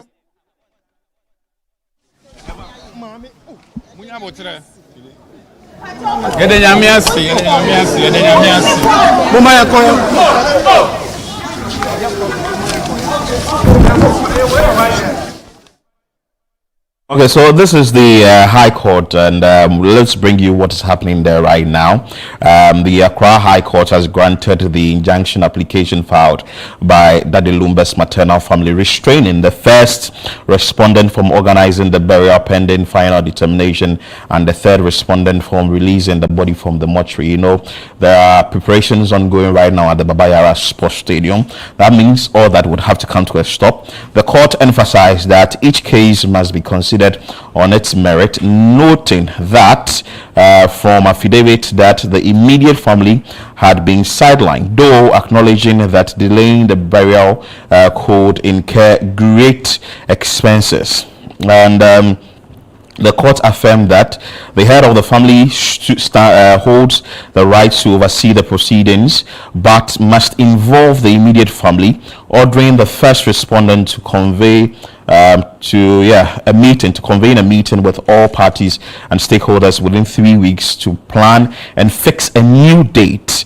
Separate funds raised for the funeral from Daddy Lumba's Memorial Foundation account, and requiring the application to sign an affidavit with the registrar. The dispute originated following Daddy Lumba's death on 26th July 2025 at the age of 60, when divisions emerged between the maternal kin and the family head regarding funeral oversight and resource management. Accusations of exclusion and improper handling of foundation funds fueled the lawsuit, set against a backdrop of Akan traditions where maternal roles are significant in burial decisions. So that is what is happening right now. We went there, but we bring you a better feed of that, and we will give you what really is going to happen now that the court has made it clear that everything should be on hold.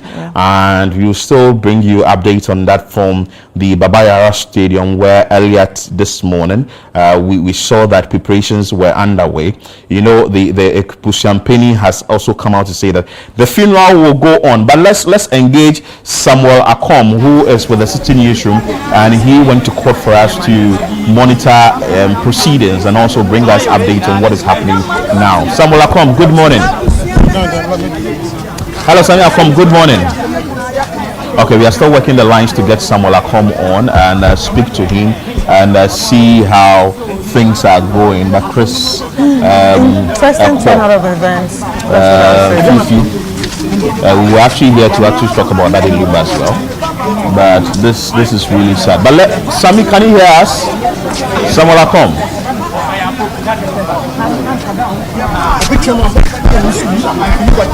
Okay.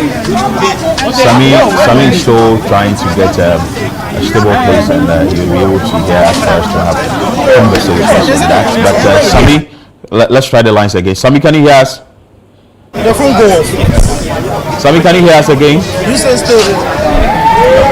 So as and when Sammy gets on to join us, we'll definitely go to him. But let me start with you, Eko. What do you make of this?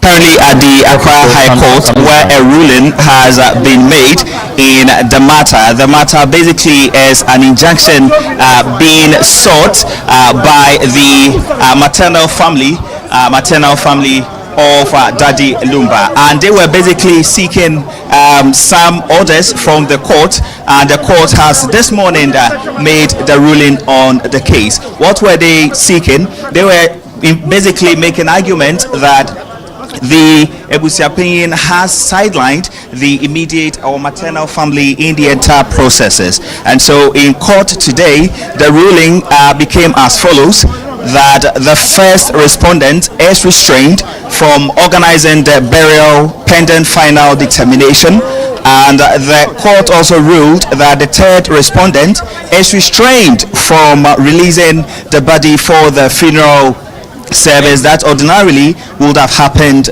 God willing, tomorrow, 13th of December. And then again, the court also made a ruling that the first respondent must convene a meeting between all parties involved to ensure that a new date is set for the funeral service. That was also made, and another ruling that was made was of the fact that the first respondent must separate funds raised for the organizing of the funeral from the account of Daddy Lumba Memorial Fund. That particular fund was set during the 1 week observation of the Daddy Lumba's funeral 1 week observation service. They set up a fund to receive donations and what have you, but the court has ruled that that fund must be separated from the fund going to be used to organize the funeral. That was also made by the judge. And then finally, all applicants after the ruling are to see the registrar to swear affidavits to ensure that they go by the ruling of the court. And so that is what has been happening here at the Accra High Court here in Accra. And so the court has ruled in favor of the maternal family of Charles Kwejo Fosu, popularly known as Daddy Lumba. And so it means the funeral service that was scheduled to happen tomorrow at the Baba Sports Stadium may not or will not happen according to the court orders, and the parties are to sign affidavit to swear to go by that particular ruling. Let's approach some of the family members as well to get to hear from them on what they make of this particular ruling. Hello madam, how do you find the ruling? How do you find it? Okay, so a family member there saying Bibia okay. They are happy that the court has ruled in their favor. And let's go close to the counsel of the maternal family, who is currently speaking to the media to listen. He's given what his statements, and I believe that all the relevant parties involved in the investigation will be invited by the police. The police is an independent institution. They will not do anything untoward. They will come out with what they find. Yes. So. But what reasons have been given for this investigation? Oh, conflicting accounts have been given. I think that is out there. Different accounts. There's an account that says that Daddy Lumba died at home. There's an account that says that he was hospitalized and he died a day after. There's an account that says that he put through a distress call to a friend who arrived at their premises and waited for 2 hours. He was not let inside, and then on his way back home he was called and told that Daddy Lumba had passed. So these are conflicting. There's been information about coroner's report that also conflicts various accounts. So we just need to know, as the immediate family, they deserve to know what the true cause of death is. So that's all. There's nothing more to it. So when is this investigation expected to end? I cannot tell you that. You can speak to the police about it. Please, your name is? I'm Thomas. Thank you. Thomas, before you leave, about the date, the court ruled that they need to meet to set up a new date. Was there an agreement on that? It's an order of the court. It's an order of the court. So we will seek opportunity to meet with the first defendants and have those discussions. Thank you very much.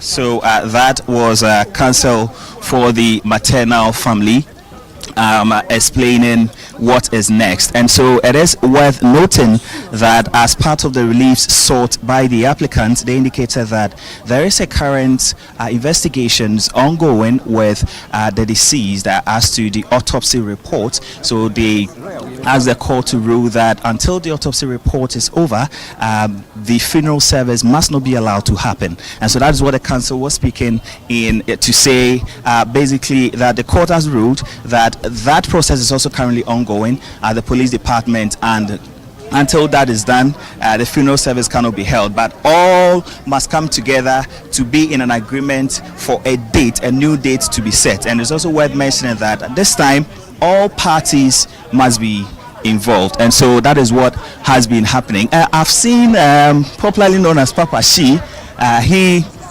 has been commenting on this issue, and so let's get close to listen to what is happening. Diaspora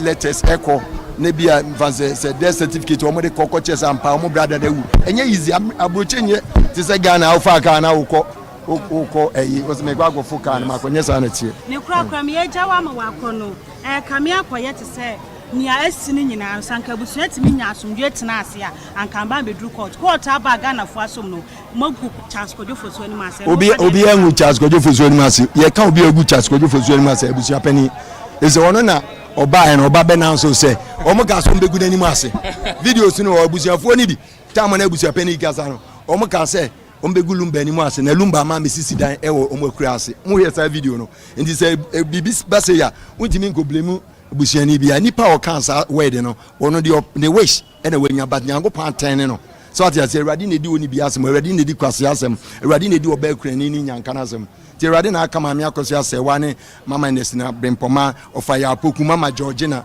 na afia mama afia kobi ene Mela Derek mitimi mo bo busiafo ni na ene pa akoso hene pa akoso ni up to na busian pani mo na mane cause one na twmanso ensuta hene o mo na mane if you tumfo se tutumbu wouldn't say come 1 year. Dear Nana catch your quite on Nam Sonia. It wasn't guarded to us and Anna Mistro with the Mumbre Metayechi. But still, also Quaco ye. Ya was sending Mao, Commander Sports Stadium. That's a what boo I am funny as when Mutia. But just what I say, and Penny Fossy, the assessor to one fan to why free talk. So what I say, it's in Yango Point who the Akos and Yango Point any judgment. Abba. The way around the judgment, Pepe Payo, may the Lord God Almighty. Would you want to say it briefly in English for us? You say this is not a disgrace to Daddy Lumba, right? Yeah, this is not a disgrace for to Daddy Lumba. I mean, it's a glory for the Most High God because the Lord God Almighty is a true living Yahweh, and then the Lord God Almighty loves truth. So the judge has spoke. Do you understand? The judge has spoke, and it's true. So going forward, the court has made its decision. What do you expect from both sides of the family? We are praying that maybe the Abu Penny will come back to his senses and then come together with the family, the closest, for them to do the rightful thing. Because we cannot take a power and authority into your hands and bullying people. We don't do that. You understand? Because the widow is in Germany. The children are there. Some of the children in Canada, other part of the world. And then you say, I'm going to do the funeral just 1 week. Lumba, as you guys are concerned, is a legend. So you have to plan it well and make sure that you bring all family members together. And even you inform the president of the nation, President Mahama. So you say the process was rushed? Of course, yeah. You cannot use 1 week to say, I'm going to do a funeral for Charles Kwadwo Daddy Lumba. Please, you have to be, come back to your senses and come down and humble yourself. And do the rightful thing. Some people misuse power when they have a power because Abusia Penny thought that now they have the certificate or the receipt from the body. That's why he's been behaving this way. But beginning, Calvin was the one that his name was on the receipt. That's why at that time Abusia Penny was so humble. As soon as he received the receipt, and they say, I'm a man of moment. I'm a Tupac. You call yourself a Tupac? You know where Tupac is? You know where Shakur is? You call yourself a Tupac, and at the same time you call yourself as an elder of Pentecost. That's a shame on him. Very shame. Your full name for the purpose of this interview? My name is Evangelist Papashi. So that was our evangelist, Papashi we just spoke to. And he has basically indicated that, look, this ruling is not a disgrace to the deceased, but it is appropriate to ensure that all individuals come together to hold a befitting funeral service. And he has spoken to Evangelist Papashi, who describes himself as a brother of the late Daddy Lumba and also a member of the family. Let's cross over to the Ashanti region right now, specifically the Babayara Sports Stadium, where we understand that preparations are or maybe were ongoing for the funeral of Daddy Lumba. Hafiz Tijani is joining us live. Hafiz, good morning. Good morning, Philip. Let's understand what is happening on the grounds. Here in Accra, the court has ruled that the funeral should come to, the preparations should come to a halt, and no funeral is happening tomorrow. But how is it like in the Ashanti region? And maybe how are the people there taking this news? Well, so since yesterday, we have been monitoring the event ground, trying to see whether there was going to be any setup. So early this morning, we returned to the Heroes Park of the Babayara Sports Stadium to monitor what was going on. And then we saw that the tents and the other canopies and whatever was going to be used for the decoration to be mounted here, but as time goes on, we had fans coming this morning trying to also gauge the mood. Most of them were convinced that the funeral was going to happen tomorrow, and you see most of them clad in black attires coming here, and you can hear in the background some of them trying to say that they are going to do the funeral. So a gentleman has just come here and speaking about the issue. Let's get close and hear what he's saying.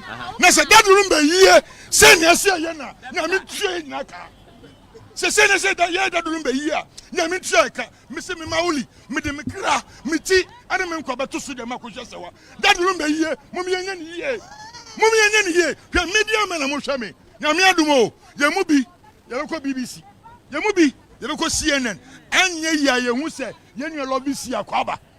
It means we can go na sa kokko bobro media mu na wu ni ye we yi se ya anya ya a mo mi enka no kura media from Ghana. Mommy can cry.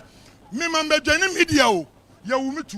My father was a video operator and you will so 22nd December 1982. I'll be 43 years this year. My warrior will fall. I know what I'm saying. Me, my year wedding. I can't call back up. You die me. That Lumba was 7.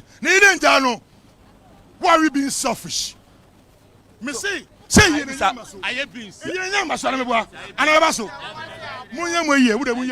are disappointed. Are you disappointed? Are you disappointed? Are you disappointed?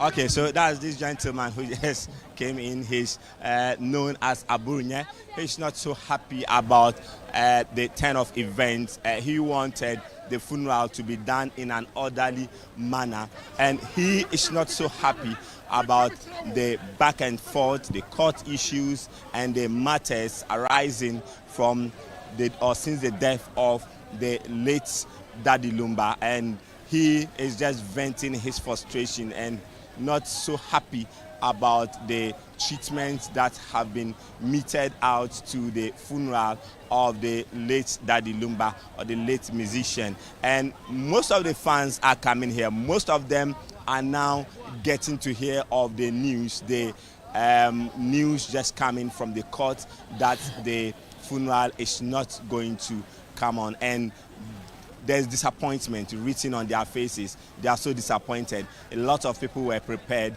to attend this funeral. You see people outside of the stadium already setting up for commercial activities. They know lots of people are coming here at the Heroes Park of the Barbarian Sports Stadium. So they were also taking advantage, or wanted to take advantage of the events here to also make some commercial gains.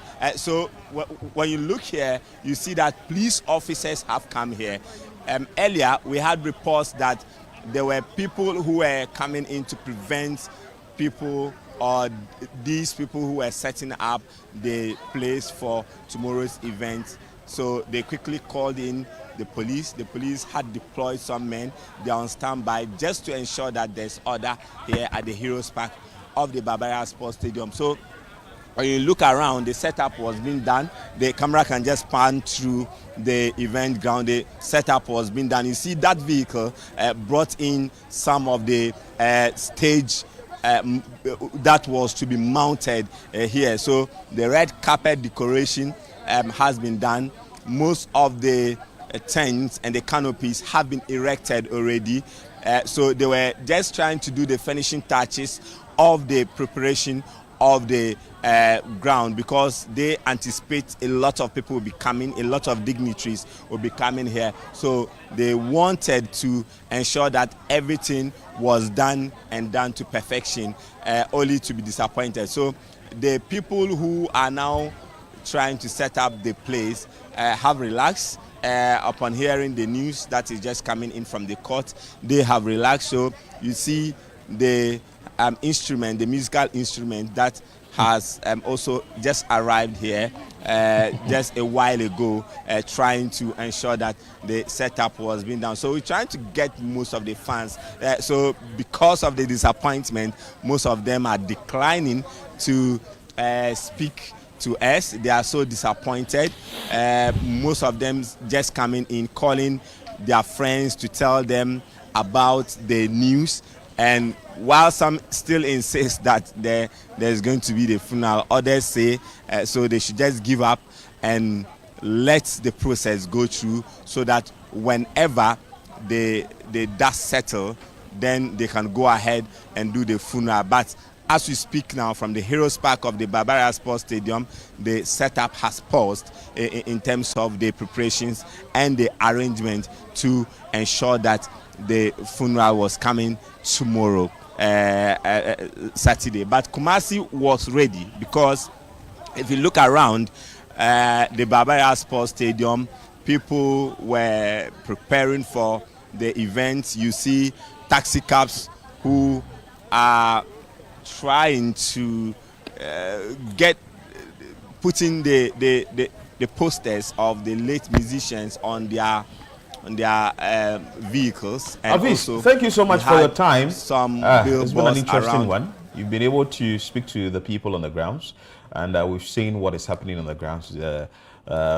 News that is just coming in is that the Accra High Court has said that, well, the preparations and whatever action or whatever preparation has been done for the burial of Daddy Lumba should come to a halt now, and all parties must agree to a new date, and the exercise will go on. But Kwakum Singh, I think this is going to wrap up for the entertainment segment for us, and also Fifi, just brief comment, 30 seconds, I each think one we can just we should all learn from whatever is happening, especially the young men. There's so much to learn from whatever is happening. That's the only thing I'll say. Yeah, I mean, it's just to piggyback from what Fifi said. It's a learning point for everybody, but for me, it's quite shocking because a lot is happening, and this is not even because we were saying it's from like the Akusia Sawa camp. This is actually from the maternal side of Daddy Lumba. So if the maternal side is not even happy with the Bushia Penny, it tells us that there is a lot more to uncover with all that is going on. So we should be looking forward to, I would say, Mekia days, because with this happening, there will be what's going to happen, what caused this death, what's in the autopsy report, if it's something that is untoward, then investigations and all that. So it's about to get crazier than it is. I don't think this is how a legend should be, at least be given a befitting burial, and I don't think this is how it should end. But anyway, we'll be keeping our eyes on it. We'll be giving you updates later on our channel, this Channel 1 TV, Breakfast Daily. We did the show with Chris Carter. Yeah. What, you wanted to call Nana? No. Today's Friday. Yeah, I ended the show on a very sad note. It's That's just why. The vibe I really started the show with. You even danced. Yeah. Okay. Anyway, keep watching Channel 1 TV. Bye-bye for now.